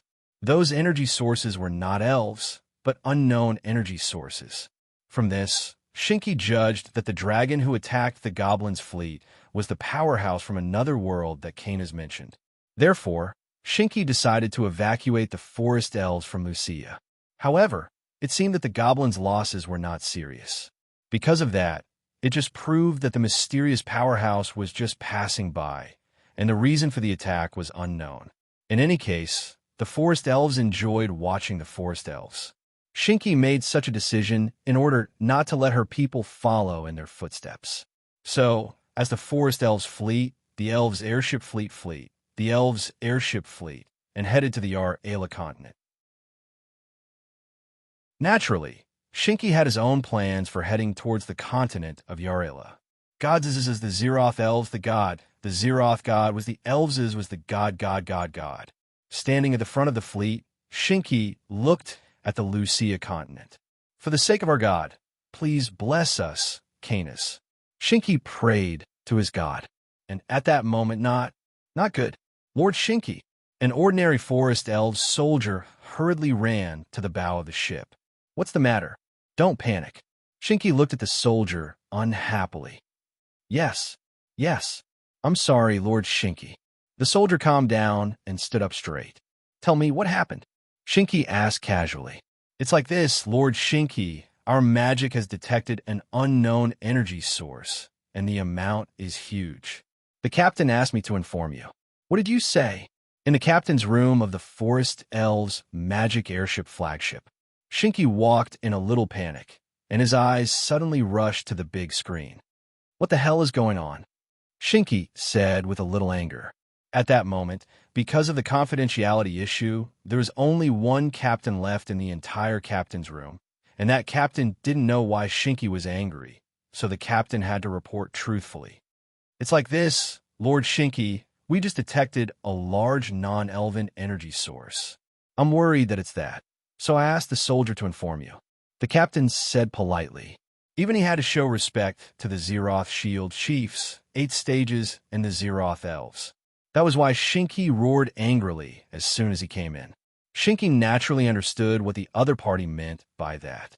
As the captain, Shinki naturally knew that the goblins were attacked, and he also knew that the goblins were also attacked after detecting a large non-elven energy source. The soldier didn't know the situation, so after being persuaded by Shinki, he reported very calmly. And Shinki naturally knew that the situation changed from the goblins' panic to the Red Crown Cranes and the Red Crown Cranes. That made Shinki feel like she was fooled, and that was why Shinki was so angry as soon as he entered the room. That didn't attack? Shinki frowned slightly and asked the captain. Because the goblins were attacked after detecting that energy source, Shinki was shocked that they weren't attacked. No, but the other party used a shielding spell. We can't use detection magic to see the other party's influence. We can only see with our eyes. The captain shook his head. The other party's identity is a mystery. Not only did it interfere with the battle between the Dragon Elves and Kikai Elves, but it also attacked the goblins, and it's not one of us. The captain said in distress. Of course, the arrival of the god Canis would not let the captain know. Although his status was slightly higher, it was not that high. In order to maintain a sense of mystery, only 10 people knew about the arrival of Canis.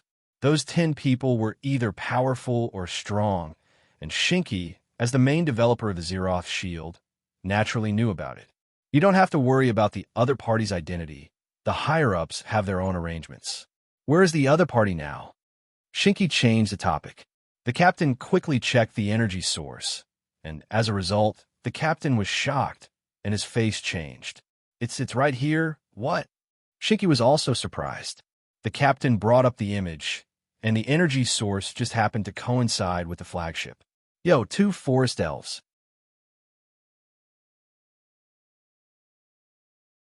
Chapter 434. Wooming's voice came from the captain's room. Who is it? The captain roared and looked towards the source of the voice. A young man with black hair and red pupils wearing a loose white shirt appeared out of thin air at the door of the captain's room and leaned against the wall of the captain's room. Oh, aren't you looking for me? Wooming smiled. Xin frowned slightly and said to the captain without turning her head, "You can leave first." But, Lord Xin.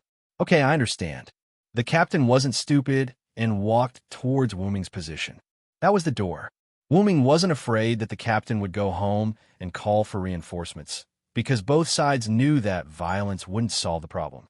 The captain's room door opened, and the captain took a deep look at Wooming before leaving. Bam! Tisich, the captain's room door closed again. Now, the only ones left in the captain's room were the Forest Elite's Chief Level 8 Sorcerer Xin Kunirba and Wooming. Then, Lord God, what can I do for you? Xin politely bowed slightly and greeted Wooming. Don't be nervous, Wooming said calmly, then walked to the captain's room and sat down. I don't mean any harm. Wooming maintained a smile, as if everything was within his control, and looked at Xin with incomparable arrogance. You must be joking. Lord Canas has already told us about you. As a god from another world, you don't need to compete for the Star Cup, so please tell us your intentions. Xin's words were still polite, but Wooming could hear the mockery in her words. You really dare to say that, Cain's creation? Wooming was instantly angered. Although he still had a smile, the anger in his eyes and the aura he emitted made Xin feel terrified. After all, Lord Canas is a supreme existence. We can't compare to you in terms of power or wisdom, so please forgive Xin's offense. Xin Nirba's meaning was clear. They were weak, so it was better to be straightforward with a powerful being like Canas, because they had to agree no matter what. Wooming naturally understood this, so he only got a little angry and calmed down. Then, I'll be straightforward. Then I'll get straight to the point. I found something interesting in the air fleet of the goblins. It's an existence comparable to the Zeroth protection of the void. What? Xin heard Wooming's words and couldn't stay calm. Not only was she surprised that Wooming knew about the Zeroth protection of the void, but she was also surprised that the goblins had an existence comparable to the Zeroth protection of the void. Don't worry, even if I know about the Zeroth protection of the void, I won't do anything to you. Besides, I'm here for your own good this time. Wooming smiled and calmed Xin down. Her beautiful face was solemn. Then, Lord Canas, are you going to tell us about the gophers? Xin asked. There is another layer of meaning in this sentence. Even if you are helping us forest elves, do you have a purpose or something else? After all, it was impossible to give without expecting anything in return. There was no such thing as a free lunch. As a wise person, Xin Nirba naturally understood this principle. Don't be nervous. You also know that I can't use this planet's Star Cup even if I obtain it. I don't have any other purpose. I'm just doing this for my own pleasure. Wooming shrugged and waved his hand. Pleasure? Xin furrowed her brows in confusion. After all, I can't obtain any benefits from this world. I can only enjoy the pleasure this world brings me, Wooming explained. The goblins have developed a weapon that can explode divine marrow. It's called Marrow Explosion. The Marrow Explosion is all loaded in their aerial fleet and can be launched at any time. Wooming's words made Xin slightly excited. Explode divine marrow? Xin fell into deep thought. If that was the case, it would indeed have the same deterrence as the Zeroth protection of the void. It was better to believe it than not. They had to be cautious. Let me give you another reminder. The goblins already know that you have the Zeroth protection of the void. Wooming's words gave Xin another heavy blow. How is that possible? Xin thought that her forest goblin's defense system and anti-spy system were perfect. Therefore, Xin didn't think that anyone would be able to sneak in and discover their secret weapon. The Zeroth protection of the void was correct. Since you can send spies to the other side can naturally send spies as well. Don't be too complacent, forest goblins, Wooming warned. All in all, just be careful. I don't want this good show to be ruined. With that, Wooming stood up and prepared to leave. Thank you for the information, sir. Xan Ku bowed deeply to Wooming. However, her voluptuous chest swayed in front of Wooming's face. Cough, cough. It's nothing. After all, I was very bored when I accidentally got lost in this world. How can I not find some entertainment for myself? I hope you won't disappoint me. With that, a black space appeared in front of Wooming. The space swallowed Wooming and the black door disappeared. It seemed that the other party relied on this thing to enter. Why didn't the comfortable version of shielding space teleportation work? Could it be that it wasn't space teleportation? Xin could begin to think hard. However, this was none of Wooming's business. Phew! Wooming let out a long sigh. Seriously, I'm really not suited to play the bad guy. At this moment, Wooming leaned against a tree and rested. Suddenly, a golden light appeared on Wooming's arm, and a clear voice said, Sir Wooming, you were lying to that young lady, right? Of course. I just wanted the goblin's place to cover it up. You've been following me all this time. Other than the fact that the goblins have marrow explosion, everything else was a lie. Wooming smiled proudly. Including his easily angered and arrogant behavior, as well as the spy's information and his own goal, none of it could be said to be true. As for the fact that he couldn't use the Star Cup, Wooming hadn't even seen it before. Who knew if he could use it? In any case, Wooming had no intention of using the Star Cup. After all, the forest goblins have many wise people. Being able to create the Zeroth Ward of the Void and use a fake name, Xian Kunelbarian, is a wise person among wise people. If I don't tell her this, she probably won't believe me. Even if Wooming gave Xian Ku the impression that he was an easily angered, arrogant, rude, and vulgar god from another world, Xian Ku would still listen to him. After all, it was better to believe it than not. It would be troublesome if she failed miserably. I've done what I should. The rest will be left to Rick. What I should do now is to meet Artemisia.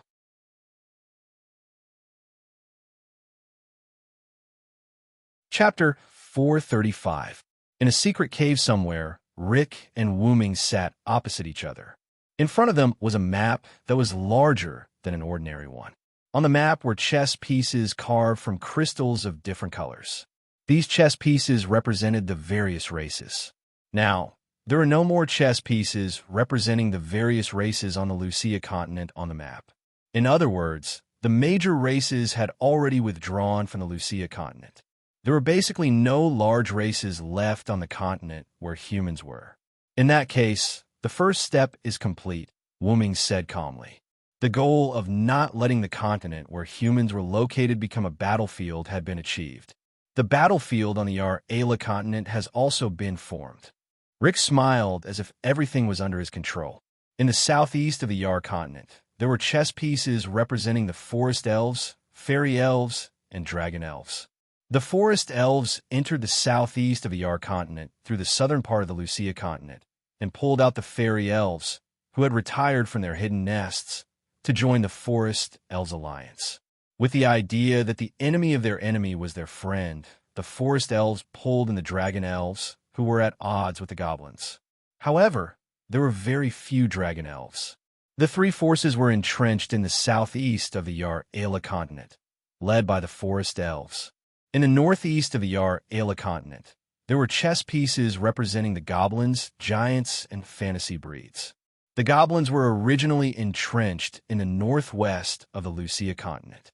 Due to Wooming's attack and the orcs' discovery of their secret weapon, marrow explosion, the goblin fleet had no choice but to set sail to the northwest of the Yar Ayla continent. As the giants had always been on good terms with the goblins, the two quickly began to form an alliance. The fantasy breeds joined because the goblins exposed the forest elves' magic technique, the Zeroth Ward of the Void, to the fantasy breeds. The Zeroth Ward of the Void, which was based on controlling the self-destruction of fantasy breeds, was something that the fantasy breeds hated. Therefore, the fantasy breeds joined the goblins' alliance. However, fantasy breeds were rare to begin with, so the forest elves and goblins were currently evenly matched. In addition to these three forces, there was also the native force of the Ayla continent, Arceus, and the Skywing species under his command. The Skywing species occupied the body of a huge fantasy breed called a Bonnyheim. This fantasy breed was an apostle subdued by the god of war, Arthas. It had followed Arthas since ancient times, acting as a gathering place for the Skywing species under his command. This third force seemed to have very few people. It consisted of Arthas, Skywing breeds, and a fantasy breed. However, even without Arthas, the Skywing breeds were still extremely powerful existences. Aside from the Skywings, there were very few other life forms, such as fantasy breeds, dragon breeds, and giant breeds. These life forms basically did not have a fixed gathering place, and even if they moved together, there would not be more than a dozen of them.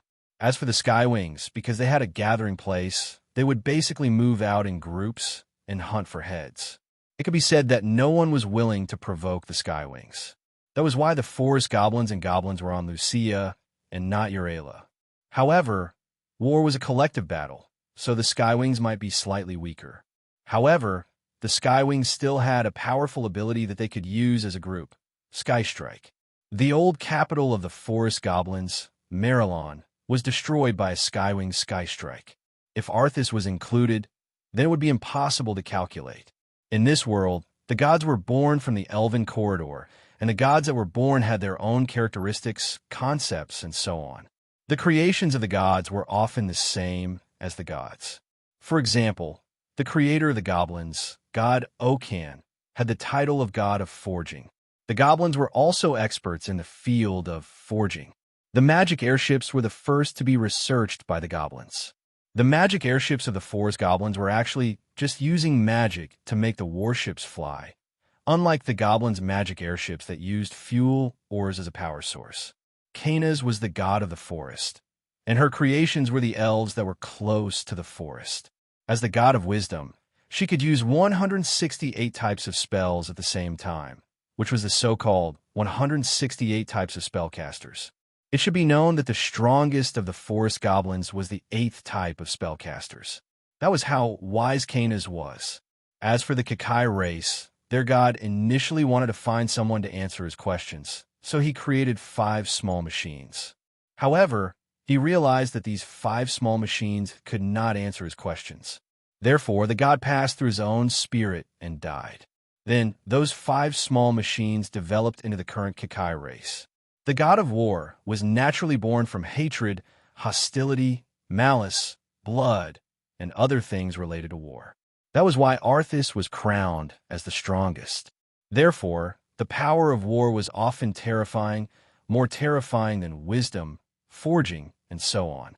Meanwhile, the forest elves had developed the Zeroth Void Blessing, while the goblins had developed the Marrow Explosion. Both of them were confident in themselves, which was why Silent and Rick had pushed them to the Ayla continent to face off against the Skywings. Now, this could be considered the final war. That was because the remaining races basically all withdrew from the final war for their own reasons. The Sea Dwellers were not interested in the continent and did not want to participate in the war, so they lived in the deep sea. The Moonsong race had always lived on the huge red moon, standing aloof from worldly affairs. The vampires lost in the war and could not participate in the war. As for the demons, those things were actually just demons and monsters, so why would they care about the war? By the way, the beastmen fled directly from the sea. They were originally not far from the goblins, so when Rick and the others leaked the information about the Marrow Explosion, they quickly gathered their entire race and retreated from the sea. As for the Kakai race, they did not provoke others, and others did not provoke them, so they lived in peace. Coincidentally, almost all of these races were races whose gods had died. It was precisely because their gods had died that they chose to preserve themselves. After all, the prize of the war was for the gods, and they might not necessarily use it even if it was given to them. The 3 forces are already in their own positions and are on guard against each other. Now, all we need is a catalyst, and the final war will begin. Then, Rick looked at Wuming. Wuming was such a catalyst. Then, there's no time to lose. Let's begin tonight, Wuming said with a nod. Then, Wuming directly entered his spatial door and left the cave. The future of humanity will be decided tonight.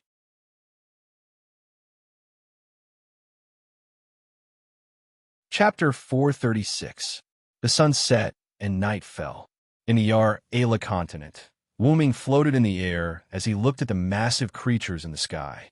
Abenheim, the gnome fleet, and the forest elves' magic airship had all settled down peacefully, forming a tripartite balance of forces.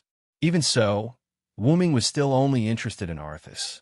Wuming had learned from studying the forest elves' Zeroth void blessing that the technique had extremely high lethality, but it was fine if he couldn't hit it.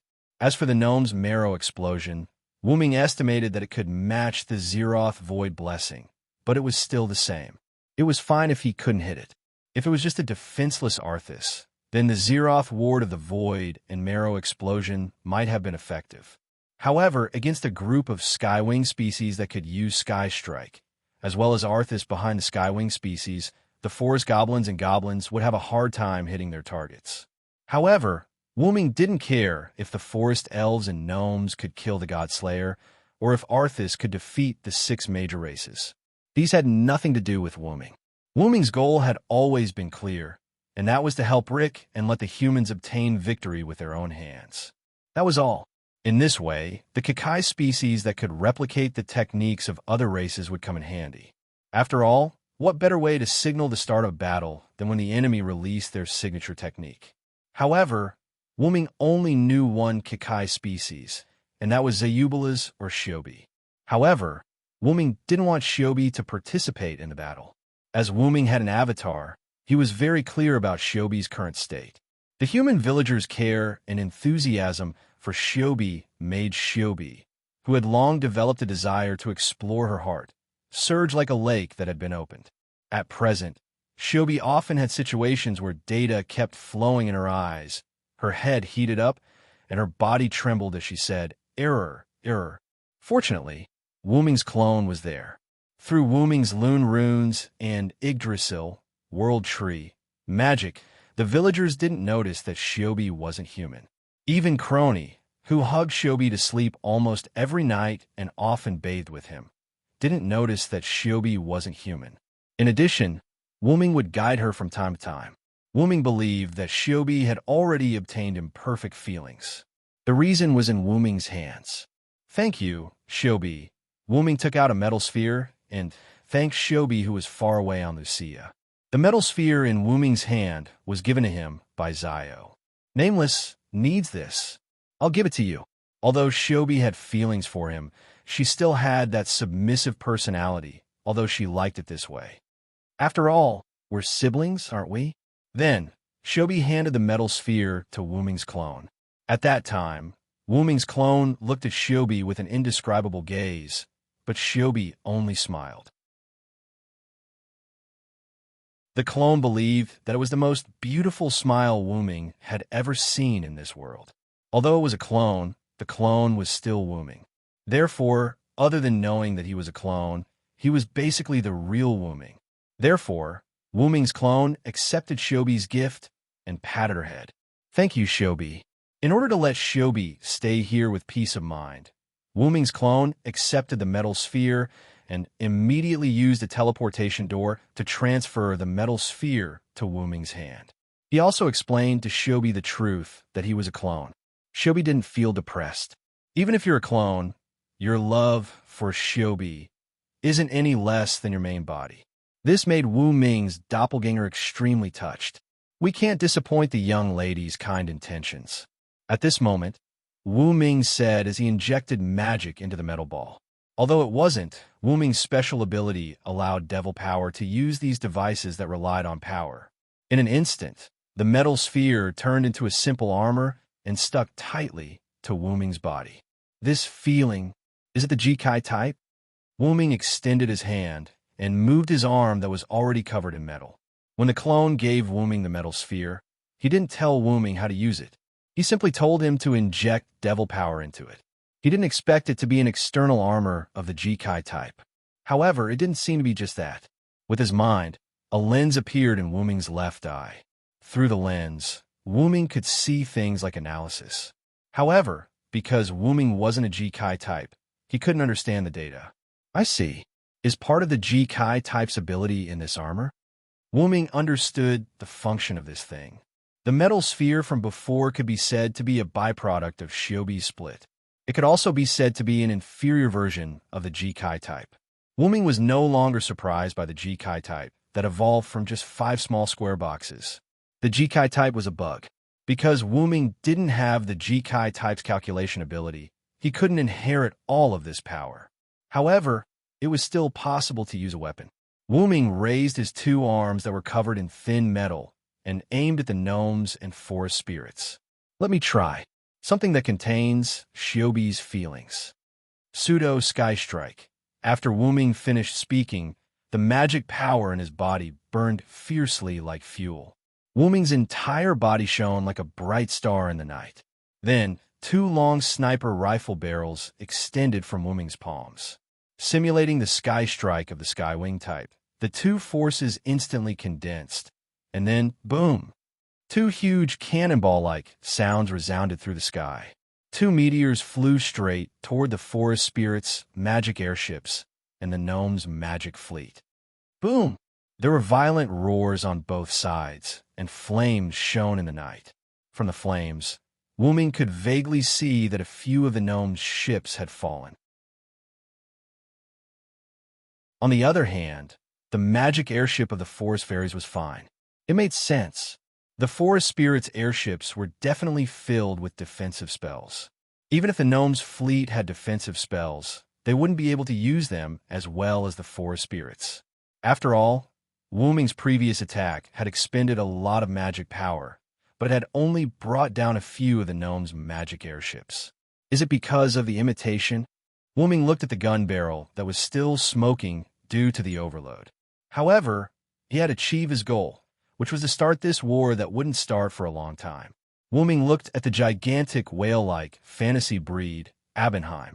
After removing the armor on his body and placing the metal ball into the golden ripples, Wuming created another clone, and his main body flew toward Abenheim. The clone that had 50% of Wuming's main body remained where it was. The only difference was that the left arm of the clone was covered in a black glove. Plan B had begun.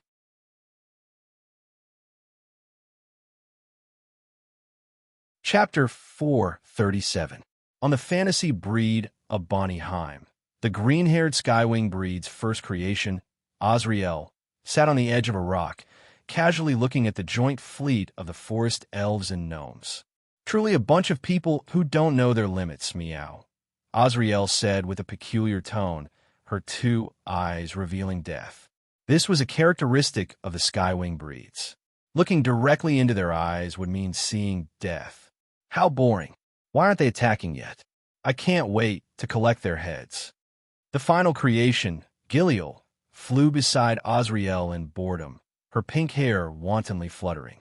Although she looked like a loser, the death in Giliel's eyes was no less than Azrael's. Well, after all, the other party is coming with such ferocity.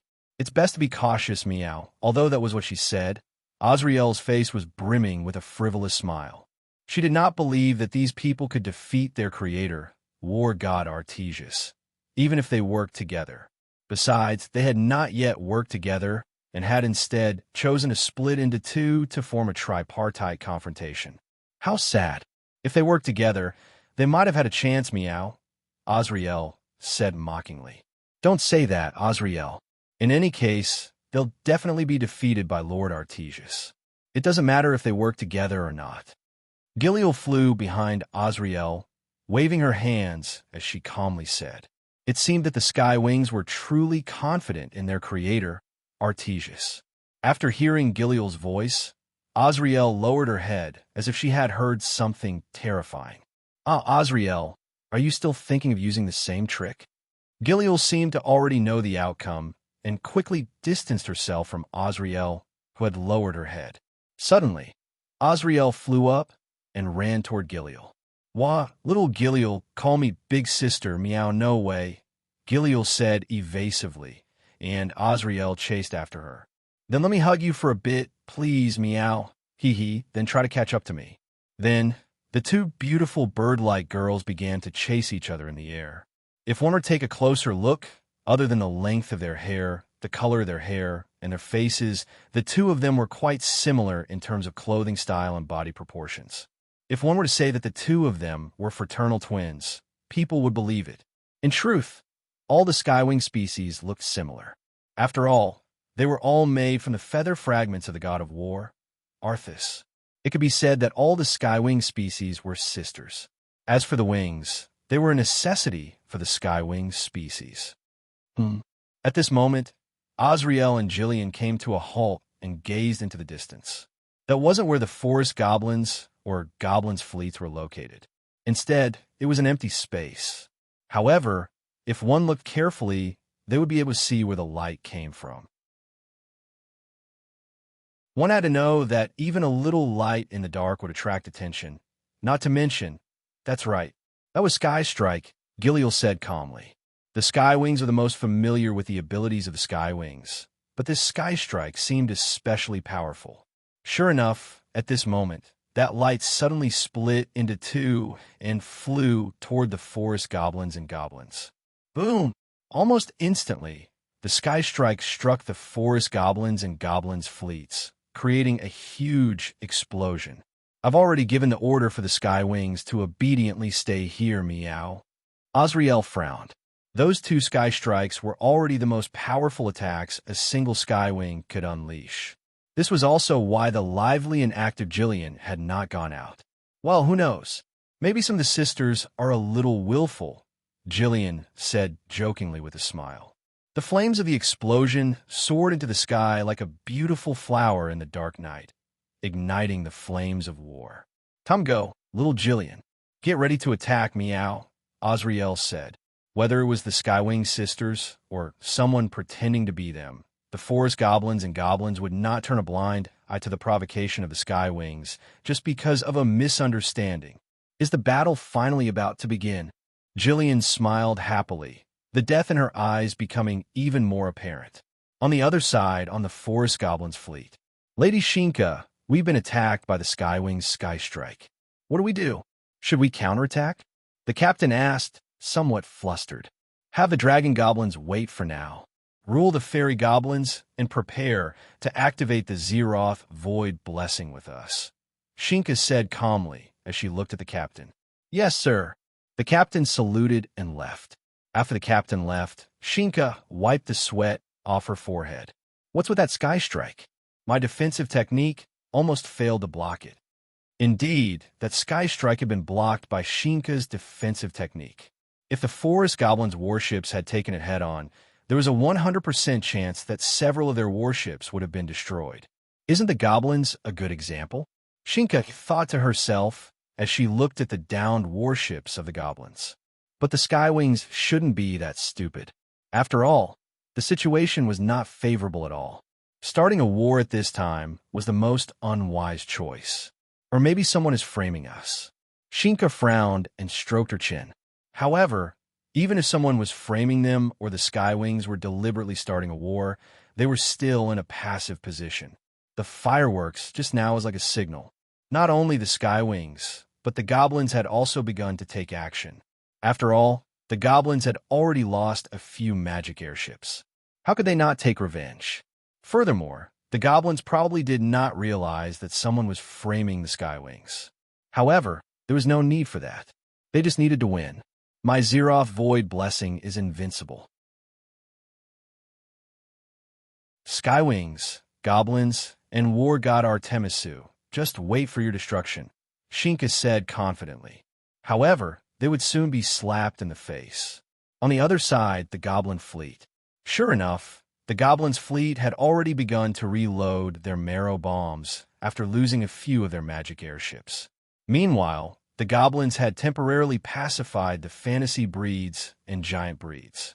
The arrogant goblin leader was prepared to use his secret weapon to destroy the Zeroth Void Blessing of the forest goblins and the Skystrike of the Skywings.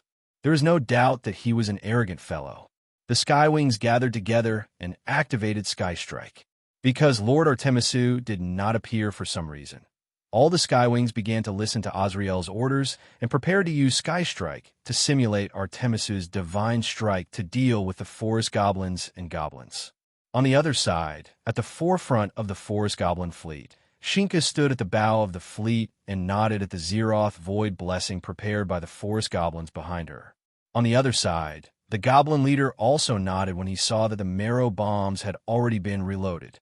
At the same time, the three sides seemed to have come to an agreement and unleashed their strongest attacks.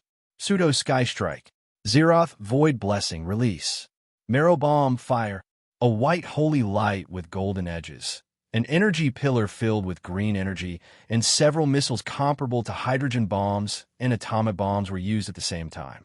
However, these three attacks seemed to be attracted by something and directly deviated from their predetermined trajectories, heading toward an empty space. Azrael realized something. That was where the Sky Strike that had started the battle had been fired. Wu Ming's doppelganger raised his left arm and activated the divine artifact level weapon. Activate Arm of Greed.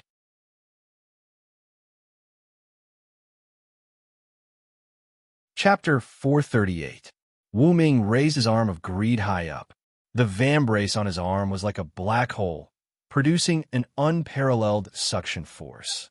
It was this powerful suction force that attracted Pseudo-Divine Strike, Zeroth Void Blessing, and Marrow Explosion. That dark arm of greed was a replica of Nazarik's world-class item, Avarice and Desireless. After all, Wu Ming had given the real Avarice and Desireless to Marley. Wu Ming himself didn't need those world-class items, so he didn't want to take them back. In addition, Wu Ming had the ability Create Great Item. Because Create Great Item had an extraordinary effect when used by Wu Ming. Even if he couldn't create world-class items, Wu Ming could create them. By the way, because the original ability of Avarice and Desireless was to absorb the EXP of the dead, Wu Ming modified the pseudo-Avarice and Desireless he created. Therefore, in order to create the two black and white arms of Avarice and Desireless, Wu Ming consumed a lot of magical power. That was why the battle began in the middle of the night. Wu Ming wanted to recover to his peak state to face the strongest god of war, Artesius. Although it was fine if he didn't recover to his peak state. After all, Wu Ming's magical power was almost infinite. After Wu Ming injected enough magical power into the greedy arm and desireless arm to last for the night, and a lot of magical power needed to activate them, Wu Ming handed the desireless arm to Wu Ming, while Wu Ming himself held the greedy arm. After using the weapon given by Shiobi to release the simulated Sky Strike, Wu Ming used Dependent to split his clone, while his main body rushed directly to the world where Artesius was. Wu Ming's clone stayed in place, wearing the greedy arm left by his main body, and began the second step of the plan.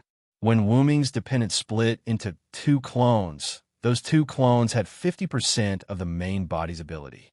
In other words, the clone with Shiobi and the clone with the greedy arm were weakened. However, the task of the two clones was not to fight, so it didn't matter whether their strength was weakened or not. Ignoring the avatar that was with Shiobi for the time being, it didn't matter even if the avatar that was left behind by Silent and wearing the Arm of Greed was attacked. Therefore, the clone with the greedy arm's mission was to die. After Wu Ming transformed Avarice and Desireless no longer collected EXP, it collected power to collect it. In short, it became the ability to store skills and transform them to be released. At present, through the greedy arm, the super skills of Skywing, Forest Elves, and Goblins such as Pseudo-Divine Strike, Zeroth Void Blessing, and Marrow Explosion were all absorbed and stored. The Desireless arm, which had the ability to connect with the greedy arm, was responsible for releasing those skills again. The wielder of the Desireless arm was Reeker. Now, he was waiting at the target location planned by Wu Ming and Reeker, waiting for Wu Ming to transfer the attacks of Skywing, Forest Elves, and Goblins to the greedy arm. Then Reeker would launch the Desireless arm, releasing the huge attack stored in it, directly penetrating the core of the planet, and then Riker would obtain the Star Cup. In this way, the war was over. The reason why Artesius didn't show up when Skywing launched the attack was because Wu Ming planned to take advantage of the situation while they were fighting. As if there was no boundary, the farthest place where Artesius was located exuded elf-like energy particles. The ground was some marble slabs, and in the center of the space, a white jade throne was placed there. That was Artesius's temple. A muscular man with multiple pairs of wings behind him, wearing a white robe similar to the ancient Greek style, sat on the white jade throne with his eyes closed. If one looked closely, the wings behind the man were almost identical to the wings of Skywing, except that he had 18 pairs of wings instead of one pair. There is no doubt that this man was the creator of Skywing, the strongest god of war, Artesius. Suddenly, an oval black portal appeared in that space, and Wu Ming's figure appeared from it. Artesius's temple naturally had resistance to space and time. Even Skywing, who could penetrate space at will, couldn't enter Artesius's temple unless Artesius allowed it. Wu Ming's portal skill was also a space manipulation skill in that world, but Wu Ming's portal easily passed through Artesius's temple. That was because of Wu Ming's Magus Incarnation ability. Magus Incarnation had the effect of enhancing the magic used, and Wu Ming's double incarnation ability doubled the effect directly. As a result, the temple, which originally couldn't be passed through, became accessible. This was also the reason why Wu Ming was able to enter the Forest Elite Fleet that was equipped with spatial defensive tactics. After arriving at the temple, Razin frowned. That temple was full of fighting intent, killing intent, blood, and everything related to war. Wu Ming didn't like it very much. However, now was not the time to care about that kind of thing. Immediately, Wu Ming turned his gaze to the throne and looked at Artesius, whose eyes were closed. "Are you Artesius? You really look like a Skywing," Wu Ming said casually, looking quite relaxed. Hearing Wu Ming's voice, Arthas opened his eyes. His eyes were filled with intense battle intent, killing intent, and bloodthirst. It was a chilling sight.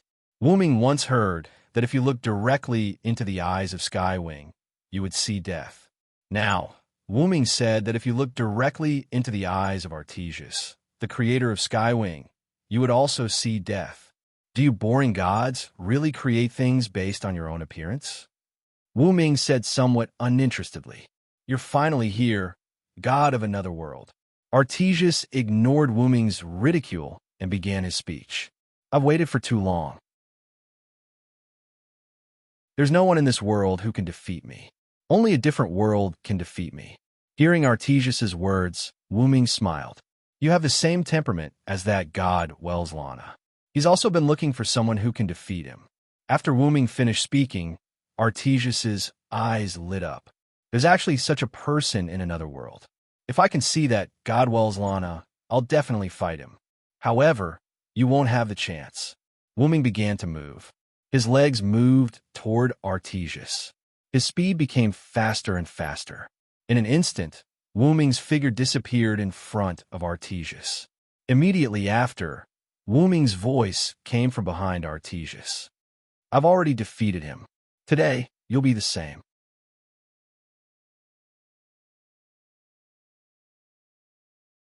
Chapter 439. Wu Ming's voice fell, and a sword light swept across Artemisia's neck. Bang! A sound like a collision of steel came. Artemisio raised his hand and caught the incoming sword of salvation with one hand. A trace of blood flowed from Wu Ming's blade and Artemisio's palm. Not to mention that the entire temple is my perception field. I have a good understanding of space. Don't try to show off your meager skill in front of an expert. Artemisio didn't care about the pain and blood and said calmly. Instead, the blood made Artemisio more energetic. That's right, what Wu Ming used just now was not the Phoenix Incarnation's lightning speed, but a simple space transfer magic. Although Wu Ming didn't use it before, it didn't mean that Wu Ming didn't know how to use it. It's just a simple test of your power. It's not like I'm displaying my slight skill in front of an expert. After saying that, Wu Ming once again used spatial transference magic and returned to his original position. Then, let's get started, Artemisia. Wu Ming brandished his divine blade of salvation, which was shaped like Excalibur, and pointed its tip at Artyu. As you wish. After Artemisia finished speaking, his figure disappeared. There was no doubt that this was a more advanced space ability than the Skywings. At the moment when Artemisia disappeared, Wu Ming waved his sword fiercely behind him. Bang! The sound of steel colliding came again, and Wu Ming and Artemisia were shaken back. What a terrifying space ability, Artemisia. Wu Ming looked at Artemisia seriously. Although Wu Ming was called a root dragon and had the ability to adapt to space and time, it was basically passive. It could be said that he didn't have the slightest active skill. It could be said that the only time and space ability he had was the Phoenix incarnation and the space transfer magic. It could only be said that Wu Ming was still too young. Perhaps he would have to wait until he reached adulthood to fully master the space ability. As for the root dragon, forget it. Let's find another way. While Wu Ming spoke, Artesio also looked at his hand. There was a small blood stain on his palm and a thick blood stain on the back of his hand. These were all caused by Wu Ming's divine blade of salvation. The former was caused by Wu Ming being grabbed by Artesio when he ambushed him. With his self-healing ability, the wound was almost healed. The latter was a wound caused by Arthas's sneak attack on Wu Ming and the collision with Wu Ming's divine blade of salvation. The burning pain was transmitted to Arthas's nerves. Immediately, Artyu activated Spirit, and the two wounds healed instantly. I didn't think that just contact and collision would be able to hurt me, as expected of a product from another world. I'm getting excited. Due to his injuries, the battle intent in Arte's eyes burned even brighter. This is the divine blade of salvation that killed countless god-slayers. Not only that, but it also killed a lot of gods. Wu Ming said to Arthas with a raging smile on his face. When Rama held the divine blade of salvation as the last king, in addition to killing god-slayers, he also killed other disobedient gods. After all, not all disobedient gods were on good terms with the last king. Just like Velaslana, if he met Rama, he would definitely challenge him until he died. Even Rama himself forgot how many enemies he killed, which meant that the enemy was not only the god-slayers, but also the disobedient gods. The divine blade of salvation, Then let me see its power. After that, Arthas gathered energy in the palm of his hand and formed a dark blade. Then, Arthas pointed the blade at Wu Ming. Arthas hoped that someone could defeat him, even if he died. However, this did not mean that Arthas would go easy on the opponent. To Arthas, defeating an opponent that he could not defeat was just a dream. However, Arthas especially hoped that this dream would come true. Therefore, Arthas would use all his strength to defeat Wu Ming. He's coming. You're a traveler from another world. Artyu roared angrily and sped up toward Wu Ming. I have a name. Just call me Wu Ming. Wu Ming, like Arthas, roared and rushed toward Arthas with a divine blade of salvation. Bang! Two extremely powerful weapons collided with each other, creating a huge boom. Even the air was faintly distorted. Like a signal to start, the sounds of weapons colliding became more and more frequent, and the speed was getting faster and faster. Bang! Bang! Bang! Bang! The two of them kept swinging their weapons at a speed that ordinary people could not see. Whether it was Wu Ming or Arthas, both of them were simply swinging their swords. Using their reflexes and their own reaction speed, the two of them kept attacking each other with all kinds of skills. The two of them kept moving around the temple. Countless sword and saber lights were emitted from the space between the two of them. Those were simple physical impact caused by the speed and power of the attacks being too fast. The marble floor of the temple was destroyed by the two of them like tofu. Traces of chaos appeared everywhere in the temple. Even the throne of the temple was damaged. It was enough to show the intensity of the battle between the two of them. Bang!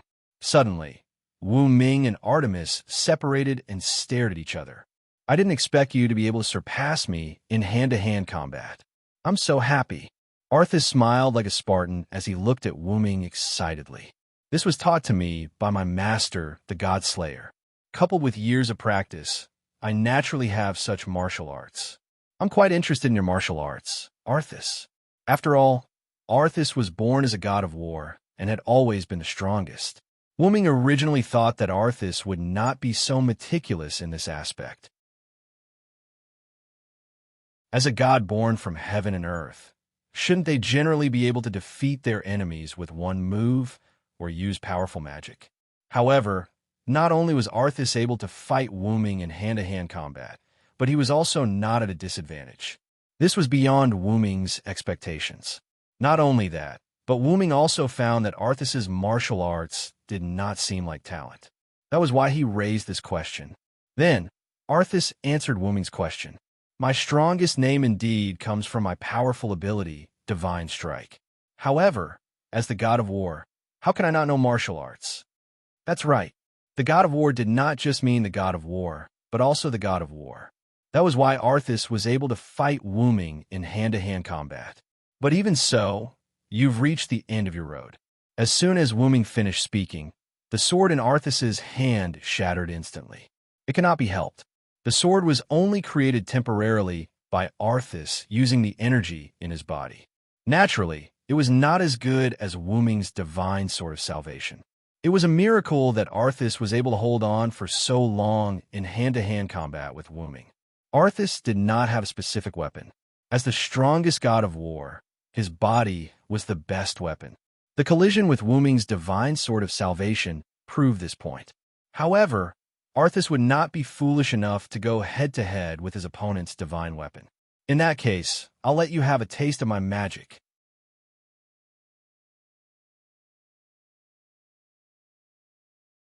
Chapter 440. After Arthas finished speaking, his figure instantly disappeared and merged into the void. Immediately, the entire space in the temple began to fluctuate. Because I'm the god of war, I don't know much magic other than melee combat, and I'm not going to use magic. In that case, I only have one move left, and that is Divine Strike. That was the upgraded version of Skywing Race's Divine Strike. No, to be precise, Skywing Race's Divine Strike was an inferior version of Arthas' Divine Strike. As the creator of Skywing Race, Arthas could use all of Skywing Race's abilities. However, even though Arthas said that he didn't have many moves, the hand-to-hand combat just now was enough to prove that he was worthy of being called the god of war. However, Arthas wasn't going to use Divine Strike. Instead, he was going to use Sky Strike. You just released a simulated Sky Strike, right? Then let's see how strong my Sky Strike is. Before Wuming could react, Arthas' voice stopped abruptly, and the elves in the entire space instantly rioted. That was the fear of death that the elves, who were living energy, had. Sky Strike. There was no fancy incantation, nor was there any fancy preparation. Arthas only said that, and in an instant, a terrifying energy locked onto Wuming. Wuming could feel that it was more powerful than the Sky Strike he released with the simulated armor. Boom!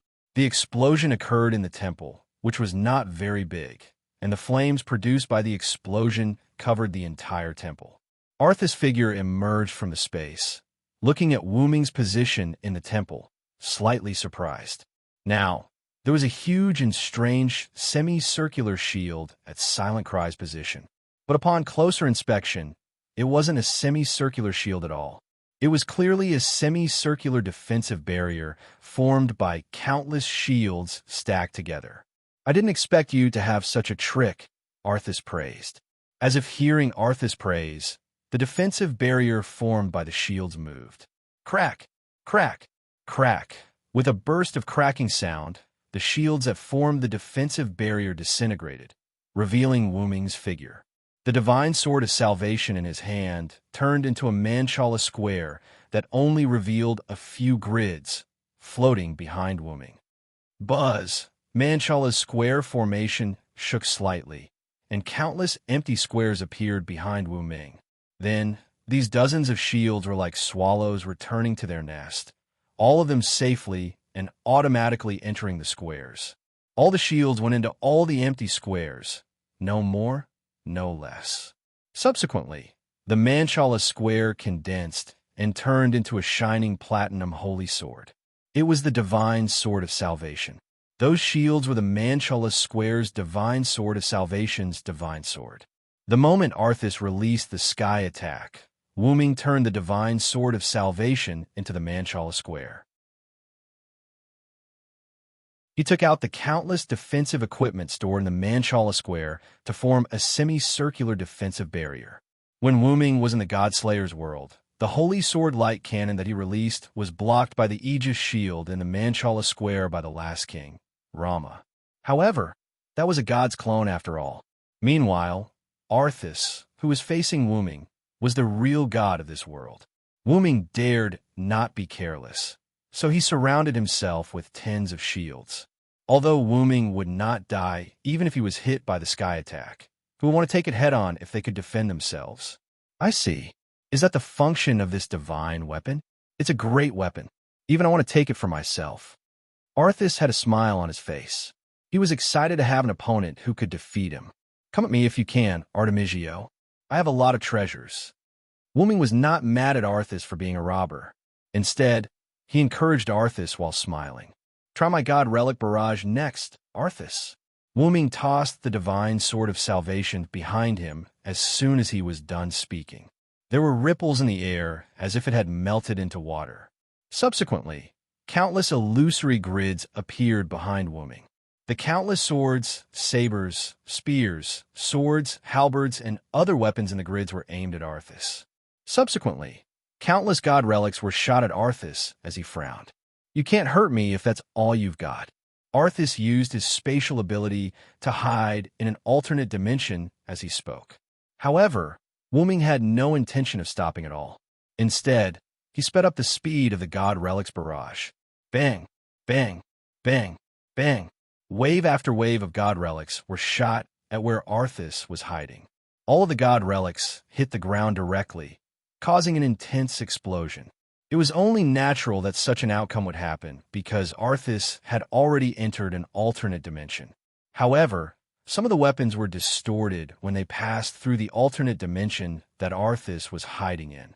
Wuming stopped the god relics barrage and retrieved all of them with the Manchala formation's retrieval function. Arthas, who had just emerged from the alternate dimension, was next. At the moment, there were wounds all over his body. There were even a couple of piercing wounds on his chest and abdomen. I can't believe you have a god relic that can pierce through dimensions. Arthas frowned. That was right.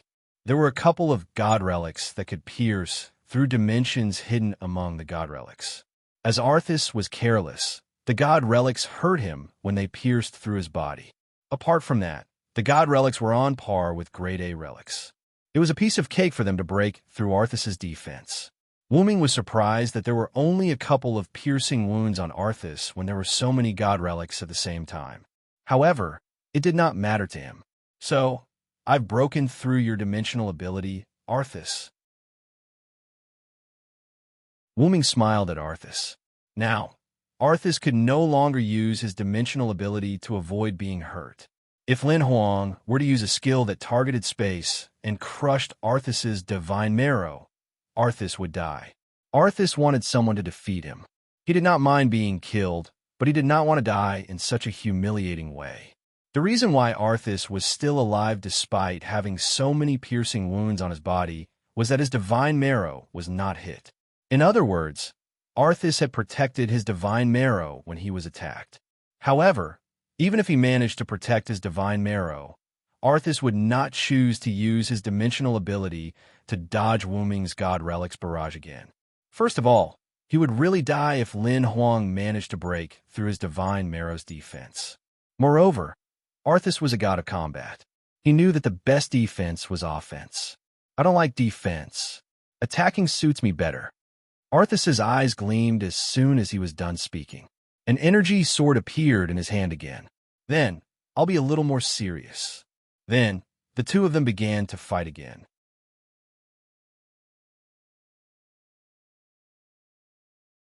Chapter 441.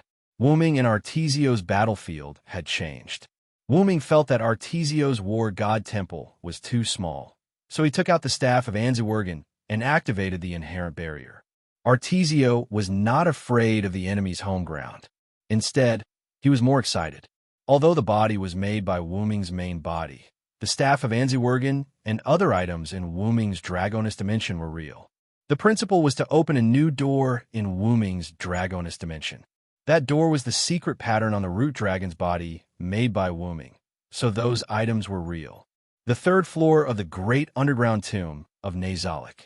Wuming's figure shuttled through the tomb temple on the third floor, followed by a white figure. It was Artesio. The first floor and the second floor were directly destroyed by Wuming and Artesio, so the two's battlefield came to the tomb temple on the third floor. Fear the one with wings. Evil people and powerful people are all afraid of me with wings. My wings will bring you curses. Evil people can't hit me. After that, Wuming's figure disappeared from Artesio's eyes. Space-time manipulation? Artesio was worthy of being an expert in space-time manipulation. He recognized the nature of the Phoenix incarnation at a glance. Sure enough, you saw through it. Wuming's voice came from the void.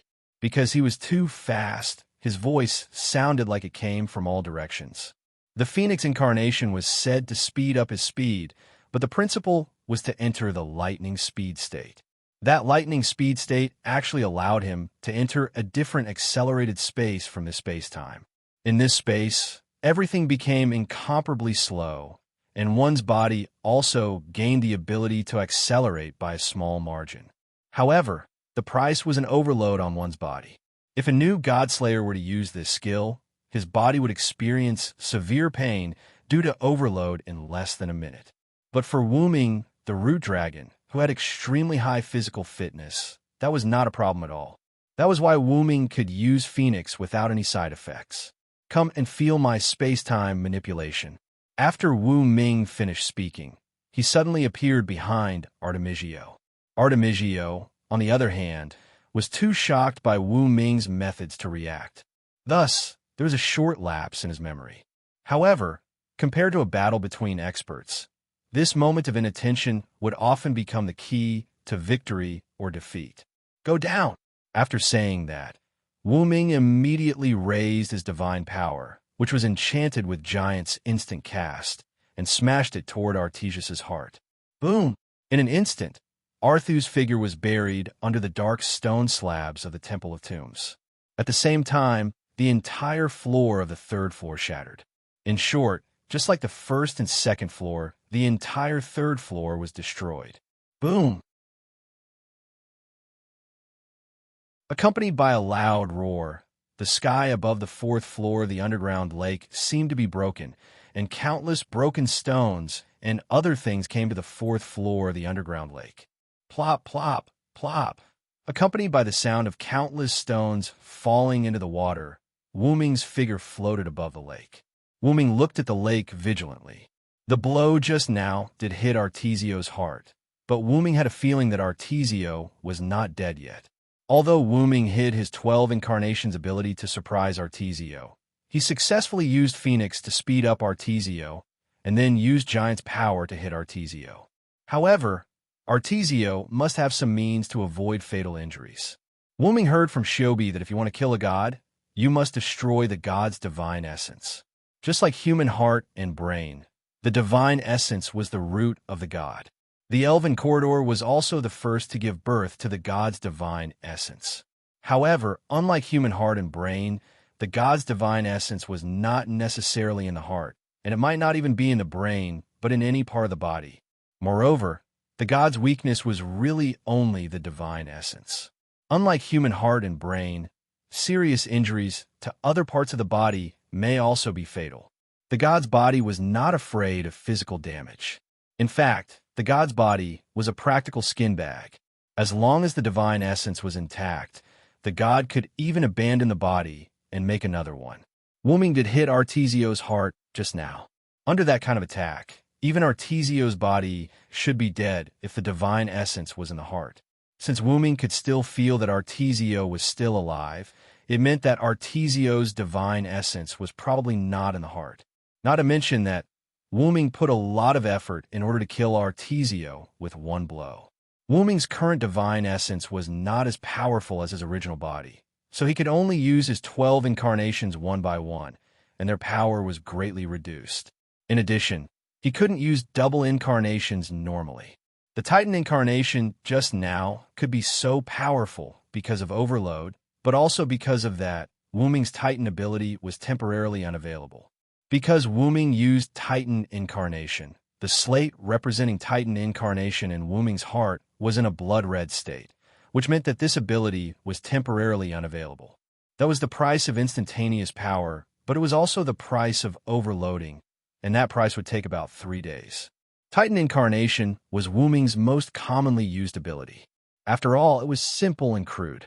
Now that this ability was sealed, Wuming could be said to have lost a great help. However, it couldn't be said to be absolute. Simply put, it wasn't a big deal. Then Artesio flew out of the underground lake. Sure enough, although Artesio was in a mess and his heart was protruding, Artesio did not show any signs of dying.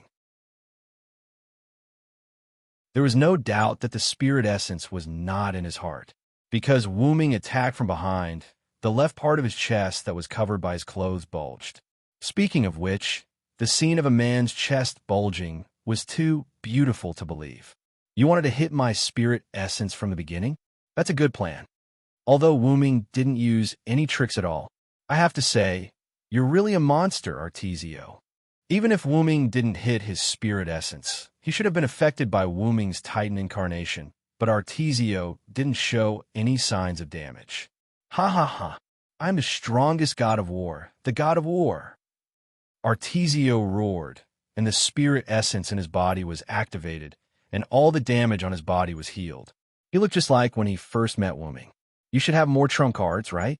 I know I'm going to lose soon, but my pride won't allow me to admit defeat. Artesio was really smart. He also knew that he would be defeated by Wuming later, so he said it bluntly. In that case, I will bet everything I have to release this final divine strike.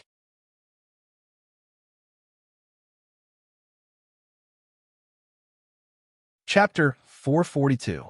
The gods of Disboard were not weak, but even so, they were not that strong. The Skywing species had killed gods, the Kakai species had the ability to kill gods, and the forest goblins and goblins had developed weapons that could kill gods. Through these, it was clear that gods were not unkillable. In fact, to put it simply, a god was a creature that was stronger than other creatures. Wuming was a god, wasn't he? Therefore, although Wuming was wary of the gods of this world, he did not take them too seriously. Putting aside the fact that Wuming, who was a god slayer, was the natural enemy of these gods, Wuming had 12 clones that were comparable to 12 relics, and the divine sword of salvation that contained almost all mythical god relics. Not to mention, the divine sword of salvation was powerful. It was a holy sword that had the power to split a star. Then, after Wuming met Arceus, he did not think that the gods of this world were weak. Although he was prepared for it, Arceus's strength still surprised Wuming. Arceus's powerful body could fight Wuming to a standstill. His martial arts skills were not invincible, but they were not weaker than Wuming's. He was only slightly weaker in hand-to-hand combat with Wuming. His almost endless spirit energy was used to power his powerful sky attack, and its power was comparable to the Skywing's divine sword.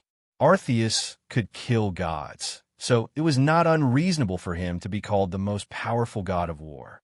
However, that did not mean that Wuming was afraid of him. Wuming had already estimated that only Arceus, who was known as the most powerful god of war, could fight him. Arceus was slightly weaker than Wuming in hand-to-hand combat. His sky attack could not break through the defense of Wuming's god relic shield, and his hiding space could be broken. Moreover, Wuming could adapt to time and space, so he was immune to most of the damage and skill effects in time and space. It could be said that Wuming had the upper hand over Arceus. When Arceus saw Wuming, he felt a little uneasy. I'm no match for him. This was Arceus' thought. However, Arceus did not believe in empty words, nor would he bow down to Kirin's overbearing aura. Only when he was completely defeated, or even killed, would Arceus admit that he was the strongest god of war. But his wish to be defeated had been fulfilled. Thus, Arceus and Wuming began fighting one-on-one. He did not even bother with his Skywing subordinates, which was why Arceus did not show up. The skywing species had been created by Arthas as a weapon to kill him. However, Arthas was not a pedantic person. After knowing that his creations could not kill him, Arthas did not count on the skywing species. It was rare for him to meet someone who could defeat him. Arthas was excited.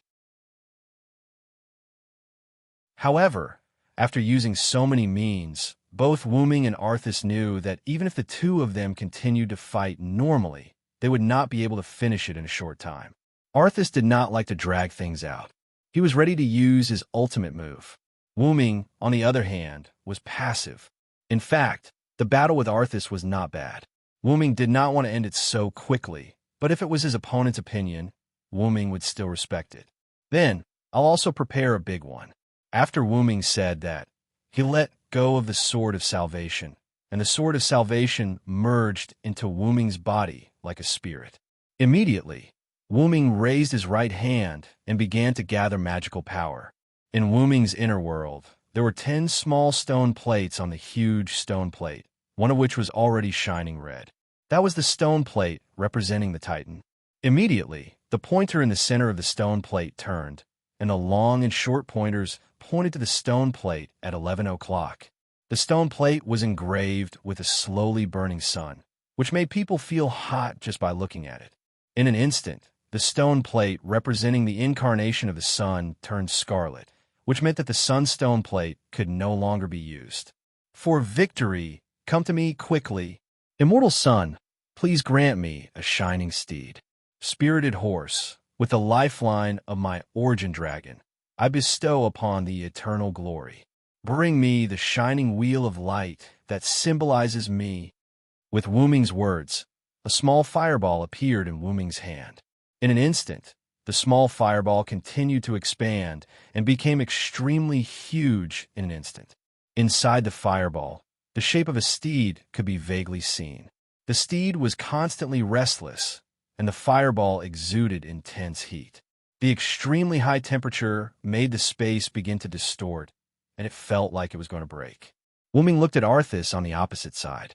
At that moment, a large number of spirits flashed around Arthas's body, and the sky above the underground lake on the 4th floor of Nazalik instantly became dim. A huge cloud tornado slowly hovered above Arthas's head. Arthas was even more flashy than Wuming. Divine strike! Arthas's voice fell, and a huge pillar like a huge holy sword beam connected to Arthas through the cloud tornado above the sky, and countless energy spewed toward Wuming. Wuming simply gathered his power and then threw it in the direction of Arthas's divine strike. In the process of throwing, the fireball expanded a lot again, and it really looked like the sun. At that moment, the entire 4th floor space was shattered at a speed visible to the naked eye, which was the precursor of the 2 powerful attacks about to collide. Boom! The sun and the light pillar collided, causing an extremely violent explosion. The explosion covered the entire Nazalik. The strong attack destroyed the 5th, 6th, 7th, and 8th floors of Nazalik. The underground tomb of Nazalik disappeared. It couldn't withstand the double destruction of Divine Strike and the sun. After the barrier of Nazalik was broken, the damage caused by the 2 attacks also began to affect Arthas's temple. In just an instant, Arthas's temple melted. In the outside world, Shik was dumbfounded as he watched his team's attacks being diverted to another direction. Shankar was very smart. How could he not understand what was going on? It was clear that his Zeroth Ward of the Void was used by someone else. Retreat, Shankar immediately ordered. Yes, the captain immediately ordered the fleet to retreat. They didn't know who the enemy was, so it was unwise to attack rashly. Obviously, the goblins on the opposite side also thought the same. The goblins' magic airship also began to slowly retreat. At that moment, a huge crack appeared in the space above Abenheim. Immediately, like glass breaking, the space above Abenheim shattered. Boom!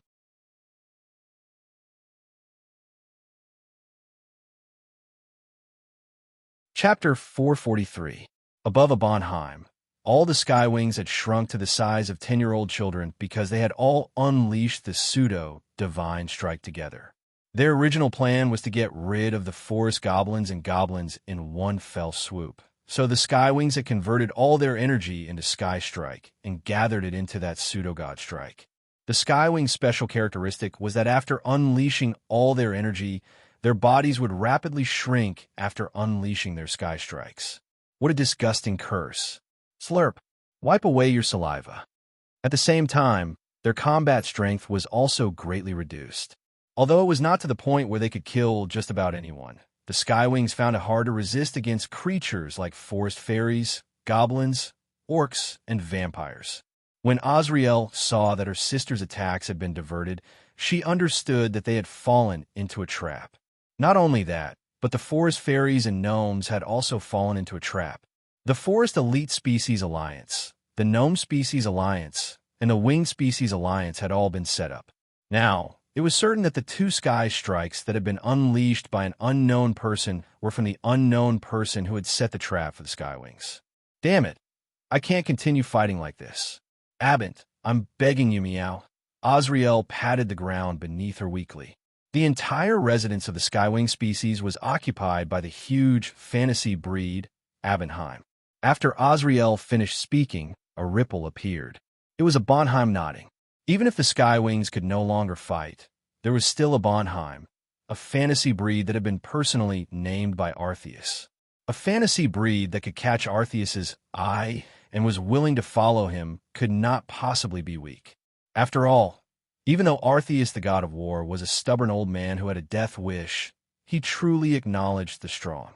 However, at this moment, the space above the Skywings, or rather, above a Bonheim, shattered. Bang! Like glass shattering, the space above Abenheim exploded. The shattered space shards rained down on Abenheim. What? What happened, Meow? Azriel said uneasily. The reason why she felt uneasy was because she had sensed the aura of her master, the god of war Arceus, from the shattered space. It was an extremely weak aura, giving people the feeling that she was about to dissipate and die. However, Azriel did not think that anyone could defeat or kill her mistress. Therefore, her mistress was the strongest. Azriel was not the only one who thought this. The other Skywings thought the same. In their eyes, their master was the strongest, and there was simply no one who could defeat him. However, just as the Forest Sprite Alliance and the Gnome Alliance were about to retreat, and the Skywings were lost in their fantasies, a figure flew out of the shattered space, or rather, fell out. Arceus used his 18 wings to adjust his body and slowly landed on Abenheim, right in front of the Skywings. Wooming also came out of the shattered space, right after Artexu. Wooming was not in a hurry to chase after Artexu. He turned around and began to speed up the repair of the shattered space. Although this broken space was automatically repairing itself, if someone who had mastered spatial technology took the initiative to repair it, it could still speed up the repair of the broken space. During this time, Azriel and the others hurriedly went to Artexu's side and got down on one knee to salute him. Lord Artexu, Azriel sorrowfully said. She could sense that her master's spirit essence was gone, and his aura was weakening bit by bit. It could be said that Artexu was already very strong to have been able to hold on for so long.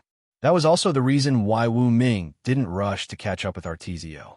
Because under the double explosion of Divine Strike and Sun, which destroyed two small worlds, Artesio was undoubtedly affected, and his spirit essence was also shattered because of it. In short, Artexu had already lost. His spirit essence had been completely destroyed by Wu Ming. Seeing that Azriel wanted to say something, Artexu directly waved his hand to stop her. This battle really made me happy. I'm very satisfied. I'm very happy. Ha ha. Artexu's laughter spread from a Bonheim to the surrounding area. The Forest Elf Alliance and the Goblin Alliance could already hear it. Even so, Hink Nilbar had no intention of going back to collect the heads. He would undoubtedly die if he did. After all, the person who defeated Artesius was still repairing the shattered space above Abenheim. Roar! At that moment, a dragon roared, and a huge dragon rose from the ground behind the Forest Elf Alliance, roaring and rushing toward Artexu's direction. Immediately afterward, 6 more dragon shadows flew from the back of the Forest Elves Alliance, following the dragon in front, rushing toward Artexiu. Artexiu once killed the leader of those dragons, the Dragon King of the Forest Elf Alliance. Therefore, the Forest Elves Alliance not only became enemies with the Kakai Elves Alliance, but also had quite an irreconcilable hatred with Artexiu. Of course, the Forest Elf Alliance wasn't happy to kill their leader, and it just so happened that Artexiu was extremely weak now, and one of the Forest Elf Alliance could kill him. But because of the anger of the Forest Elf Alliance, they all rushed out after ignoring Hink's signal to retreat, and they were ready to kill the enemy with all their strength. Bending Whistle. 2 words came out of the Forest Elves Alliance's mouth, Bending Whistle. It was something similar to the Sky Strike. After releasing Sky Strike, the Sky Strike would turn the Sky Strike into a 10-year-old child's body, and its power would be suppressed. It could be described as a big killer move, because either the opponent would die or the Forest Elf Alliance would die, because they had no power. It was that simple. The Forest Elves Alliance's Bending Whistle was a powerful skill that condensed the whole body's vitality and magical power to release everything. That was also a big killer move. Whether the opponent died or not, the Forest Elf Alliance would definitely die. However, that also represented how irreconcilable the Forest Elves Alliance and Artexiu were. In an instant, the first Forest Elves Alliance opened its mouth, and its whole body's energy and vitality were condensing. The leader of the Forest Elves Alliance was ready to release its full attack at the cost of its life. Roar! Not only that, but the 6 Forest Elves Alliance behind it also began to prepare to launch Bending Whistle. It seemed that those Forest Elves Alliance also had the idea of destroying all the Skywing Elves Alliance, so they launched that fatal attack. However, Wuming wouldn't just stand by and watch. In those few seconds, Wuming repaired the broken space in the sky and used space teleportation to reach the path of Bending Whistle. In an instant, Wuming took out the golden ball from his golden ripple and used it again. Mechanical armor covered Wuming's body. Pseudo-Dragon Roar.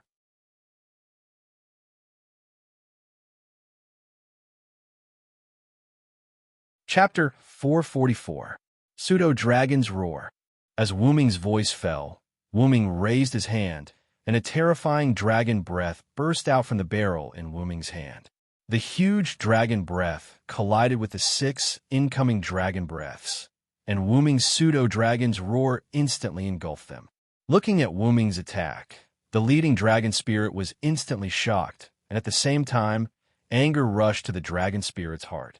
That's dragon breath of Master Wuming? It's that damn G-Kai. However, before the leader of the Dragon Elite could finish his sentence, he was engulfed in flames. The extremely hot dragon's roar's power did not diminish. It followed the direction of the 6 dragon breaths and instantly engulfed the 6 flying dragon shadows. After the 6 dragon spirits used Collapse Roar, their physical skills were quickly disintegrated, and the 2 sides were too close. The dragon spirits had no time to escape. Even if they escaped, with their bodies that had begun to collapse, they would not live long.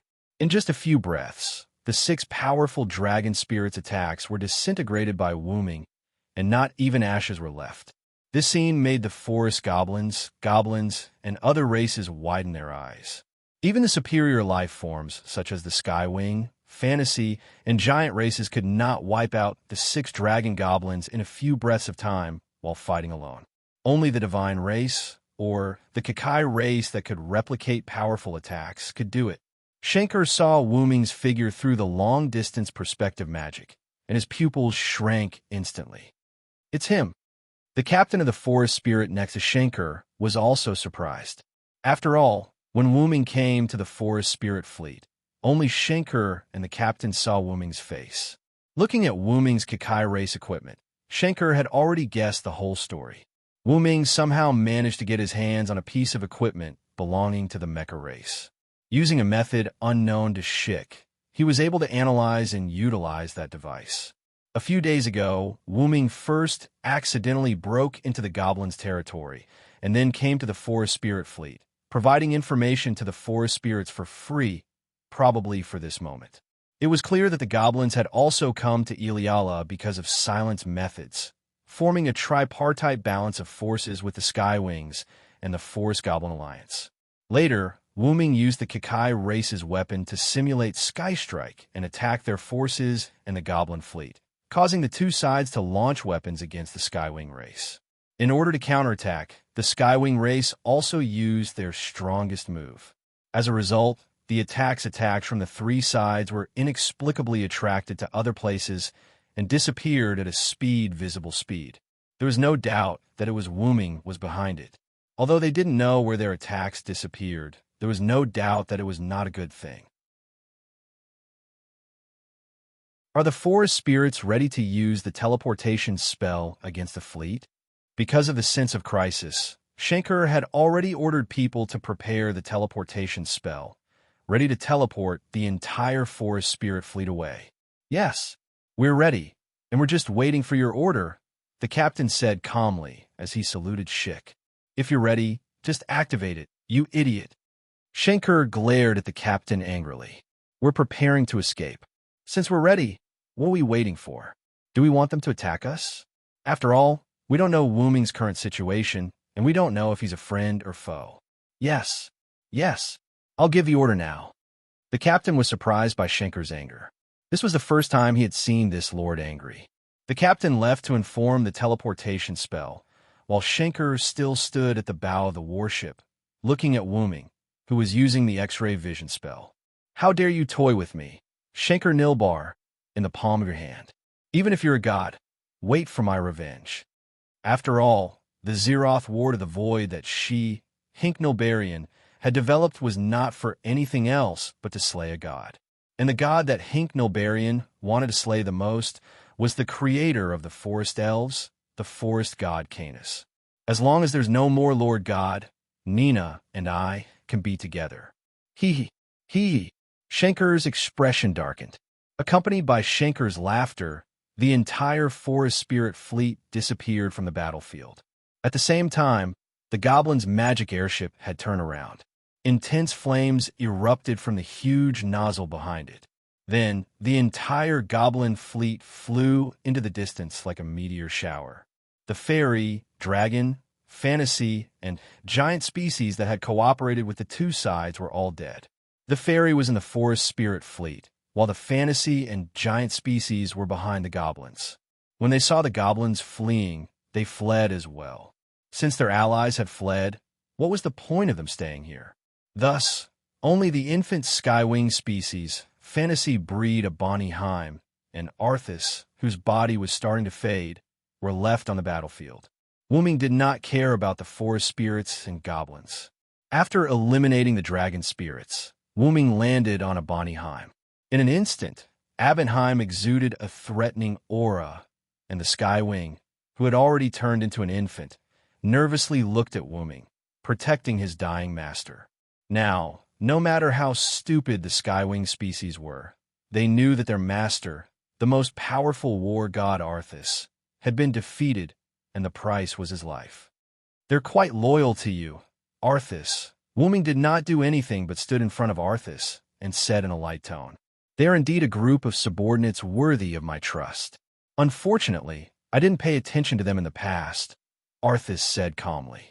Wu Ming and Artesius didn't look like enemies who had just fought to the death a few minutes ago. Instead, they looked like longtime friends. When Wuming's son and Arthas's divine strike destroyed Wuming's barrier and arrived at Arthas' temple, Wuming's son had already overwhelmed Arthas's divine strike and destroyed Arthas's divine essence in the temple's throne. That's right. The reason why Arthas was unharmed after being hit by Wuming's giant was because Arthas's divine essence was not in his body. Arthas was worthy of being called the strongest, to be able to keep his body from dissipating with his divine essence. It could be said that Arthas was truly the strongest in this world. Wuming thought so. After that, Wuming used the power of flood and annihilation to offset Wuming and Arthas's attacks. After all, if the explosion caused by these two forces was allowed to continue expanding, not to mention whether the Skywings and Abbenheim, who were closest to the Artexia Temple, would be able to survive. The planet would be bombarded with nuclear bombs again. Wu Ming used the power of flood and annihilation at the same time. The all-encompassing water wrapped around the explosion. The power of annihilation annihilated these powers, but the price was that the two avatars were like the sun and the giant. They fell into a red state and could not be used. Then, the temple was destroyed, and Art Hugh and Wu Ming came here from another dimension. The rest was what happened just now. Immediately, Wu Ming said the key words. "Are you satisfied with this battle, Arthas?"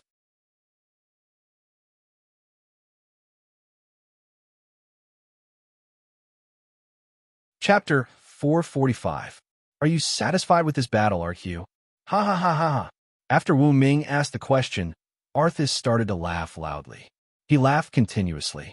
The Skywings were at a loss as to what to do as they looked at their somewhat crazy master before exchanging glances with each other. On the other hand, Wu Ming didn't say anything and continued to laugh at Art Yu. After a few minutes, Art Yu stopped laughing and looked at Wu Ming happily. "I'm very satisfied with this battle, Wu Ming. Arthur's only wish was for someone to kill him and give him a defeat. Since you can separate the divine marrow from your main body, why don't you store it somewhere else?" Wu Ming asked. He had not properly protected his only weakness and had instead placed it in the most vulnerable place. No matter how he thought about it, it was somewhat abnormal. Arthur's temple was the battlefield between Wu Ming and Art Hugh. Although the temple had initially been affected by the shockwaves from their battle, Wu Ming had used the fact that the battlefield was too small to activate the inherent barrier of Nazalic. Wu Ming did not think that Art Hugh was so wise as to predict that Wu Ming would find Arthur's temple too small and hide his divine marrow in the temple's throne. Unless, of course, Art Hugh had chosen death. "When you came to this world, I already knew my end," Art Hugh calmly said as he began to tell a story. "I really don't know you, but the Star Cup told me that if I were to fight you, you would be strong enough to kill me." Arthur's words left Wu Ming puzzled. Star Cup? Could the Star Cup communicate with others? Was that not a scepter that represented the ownership of this planet? I'm not mistaken. That is indeed the Star Cup, but that thing should be a replica or a clone of the Star Cup because the real Star Cup is still in the Elven Corridor. I can sense it. Art Yu was a god born in the Elven Corridor where the Star Cup was born, so he naturally had the ability to sense the Star Cup's exact location, though it was very vague. It said that it could give me power. As long as I have it, I can defeat you. The method is very simple. I just need to choose it and hold it with both hands, Art Hugh continued. However, since Art Hugh said so, he definitely did not choose to accept the Star Cup's power. I didn't choose that thing's power. As a god of war, taking shortcuts is a disgrace to me. Knowing that he would be defeated and killed, choosing to live with the power given by someone else was extremely ironic to Art Yu. My god essence wasn't taken out by myself and placed on the throne of the temple. It was taken out by the Star Cup. Arthur's words shocked Wu Ming. Did the Star Cup come alive? After I rejected the Star Cup, I was ready to use my power to destroy it, but the Star Cup seemed to have been prepared for this. When I rejected it, it took advantage of my momentary distraction and drilled into the divine marrow in my body. Then, under my strong resistance, the Star Cup and my divine marrow were ejected out of my body. After that, the Star Cup sealed my divine marrow in the throne, and the Star Cup disappeared. Listening to Arthur's series of strange words, Wu Ming was dumbfounded. This was really too strange. Logically speaking, the Star Cup was a lifeless symbol of the planet's power, so it should not have come to trouble Art Hugh without permission. However, Wu Ming did not think that Art Hugh was lying, because Art Hugh did not know how to lie at all. He was a real man. However, this also explained why Art Hugh was not that strong when he fought Wu Ming. In addition to hand-to-hand combat, magic battles, and ordinary chasing attacks, Art Hugh had also used his ultimate move, Divine Strike. No matter what, Art Hugh was recognized as the strongest. If that was all he had, it was unlikely that he would be known as the strongest in the world. It turned out that his divine marrow was a little affected. In other words, your true strength is actually more than that? Wu Ming asked. Let's not talk about other things first. The divine strike, just now, was not much worse than when I was at my peak. Even if I was at my peak, I would have been defeated by you. Artyu was right. If Wu Ming had not used Flood and Annihilation to eliminate the damage that he had sustained, Artyu would have been dead by now. Although Artyu was about to die, his body had now become extremely dim. Artyu also knew that Wu Ming had shown mercy in the end, so he had let go of it now. Having an opponent that he could not defeat, even if he used all his strength, was quite a good feeling. This was what Artyu was thinking. Then, my friend, what do you think of my previous proposal? Artyu asked a strange question. Before coming out of the shattered alternate space, Artyu and Wu Ming had a short conversation. Artyu had asked Wu Ming to become the new god of the Sky Wings and of Bonnyheim. However, before Wu Ming could reply, Artyu had been drawn out of the alternate space by the increasing spatial shattering and had arrived at a Bonnyheim. I accept. After all, Wu Ming had already proven that Wu Ming had agreed when he had destroyed those dragon spirits. Artyu smiled in relief. Ha ha ha. I have only lost once in 100 battles in my life. Meeting you is the happiest thing that has ever happened to me. Artyu was like an old friend to Wu Ming, looking at Wu Ming with satisfaction before disappearing. Goodbye, my friend. Wu Ming watched Artyu disappear. Artyu, who had lost his god's vital spirit essence and had fought fiercely with Wu Ming, was beyond saving. This was like a servant's spirit core. Once the spirit core was shattered, the servant would be forced to leave. There was no other way. However, there should be other ways, such as the Star Cup. However, Artyu had only lost once in 100 battles in this world. This was the path he had chosen, and Wu Ming would not stop him. It had to be said that Arthas was a good friend. Between Silent Wonder and Arthas, it could be said that they had developed true feelings for each other. At this moment, Wu Ming suddenly thought of a problem. There was a problem with the Star Cup, a huge problem that could threaten Artetheus. However, even if there was a problem with the Star Cup, the rules of its appearance should not have changed. The only thing left was the most powerful divine soul seed, or rather, the Star Cup piercing through the core of the planet. Now, the Star Cup was about to be released from the planet's core. You guys stay here obediently. Remember to dodge if there is any danger. After Wu Ming said that, he opened a black portal and instantly went in, leaving behind a group of Skywing infants who did not know what to do and looked at each other. You're tuning into the Warrior Lore YouTube channel. Don't forget to subscribe and join us on this journey to catch the most captivating stories.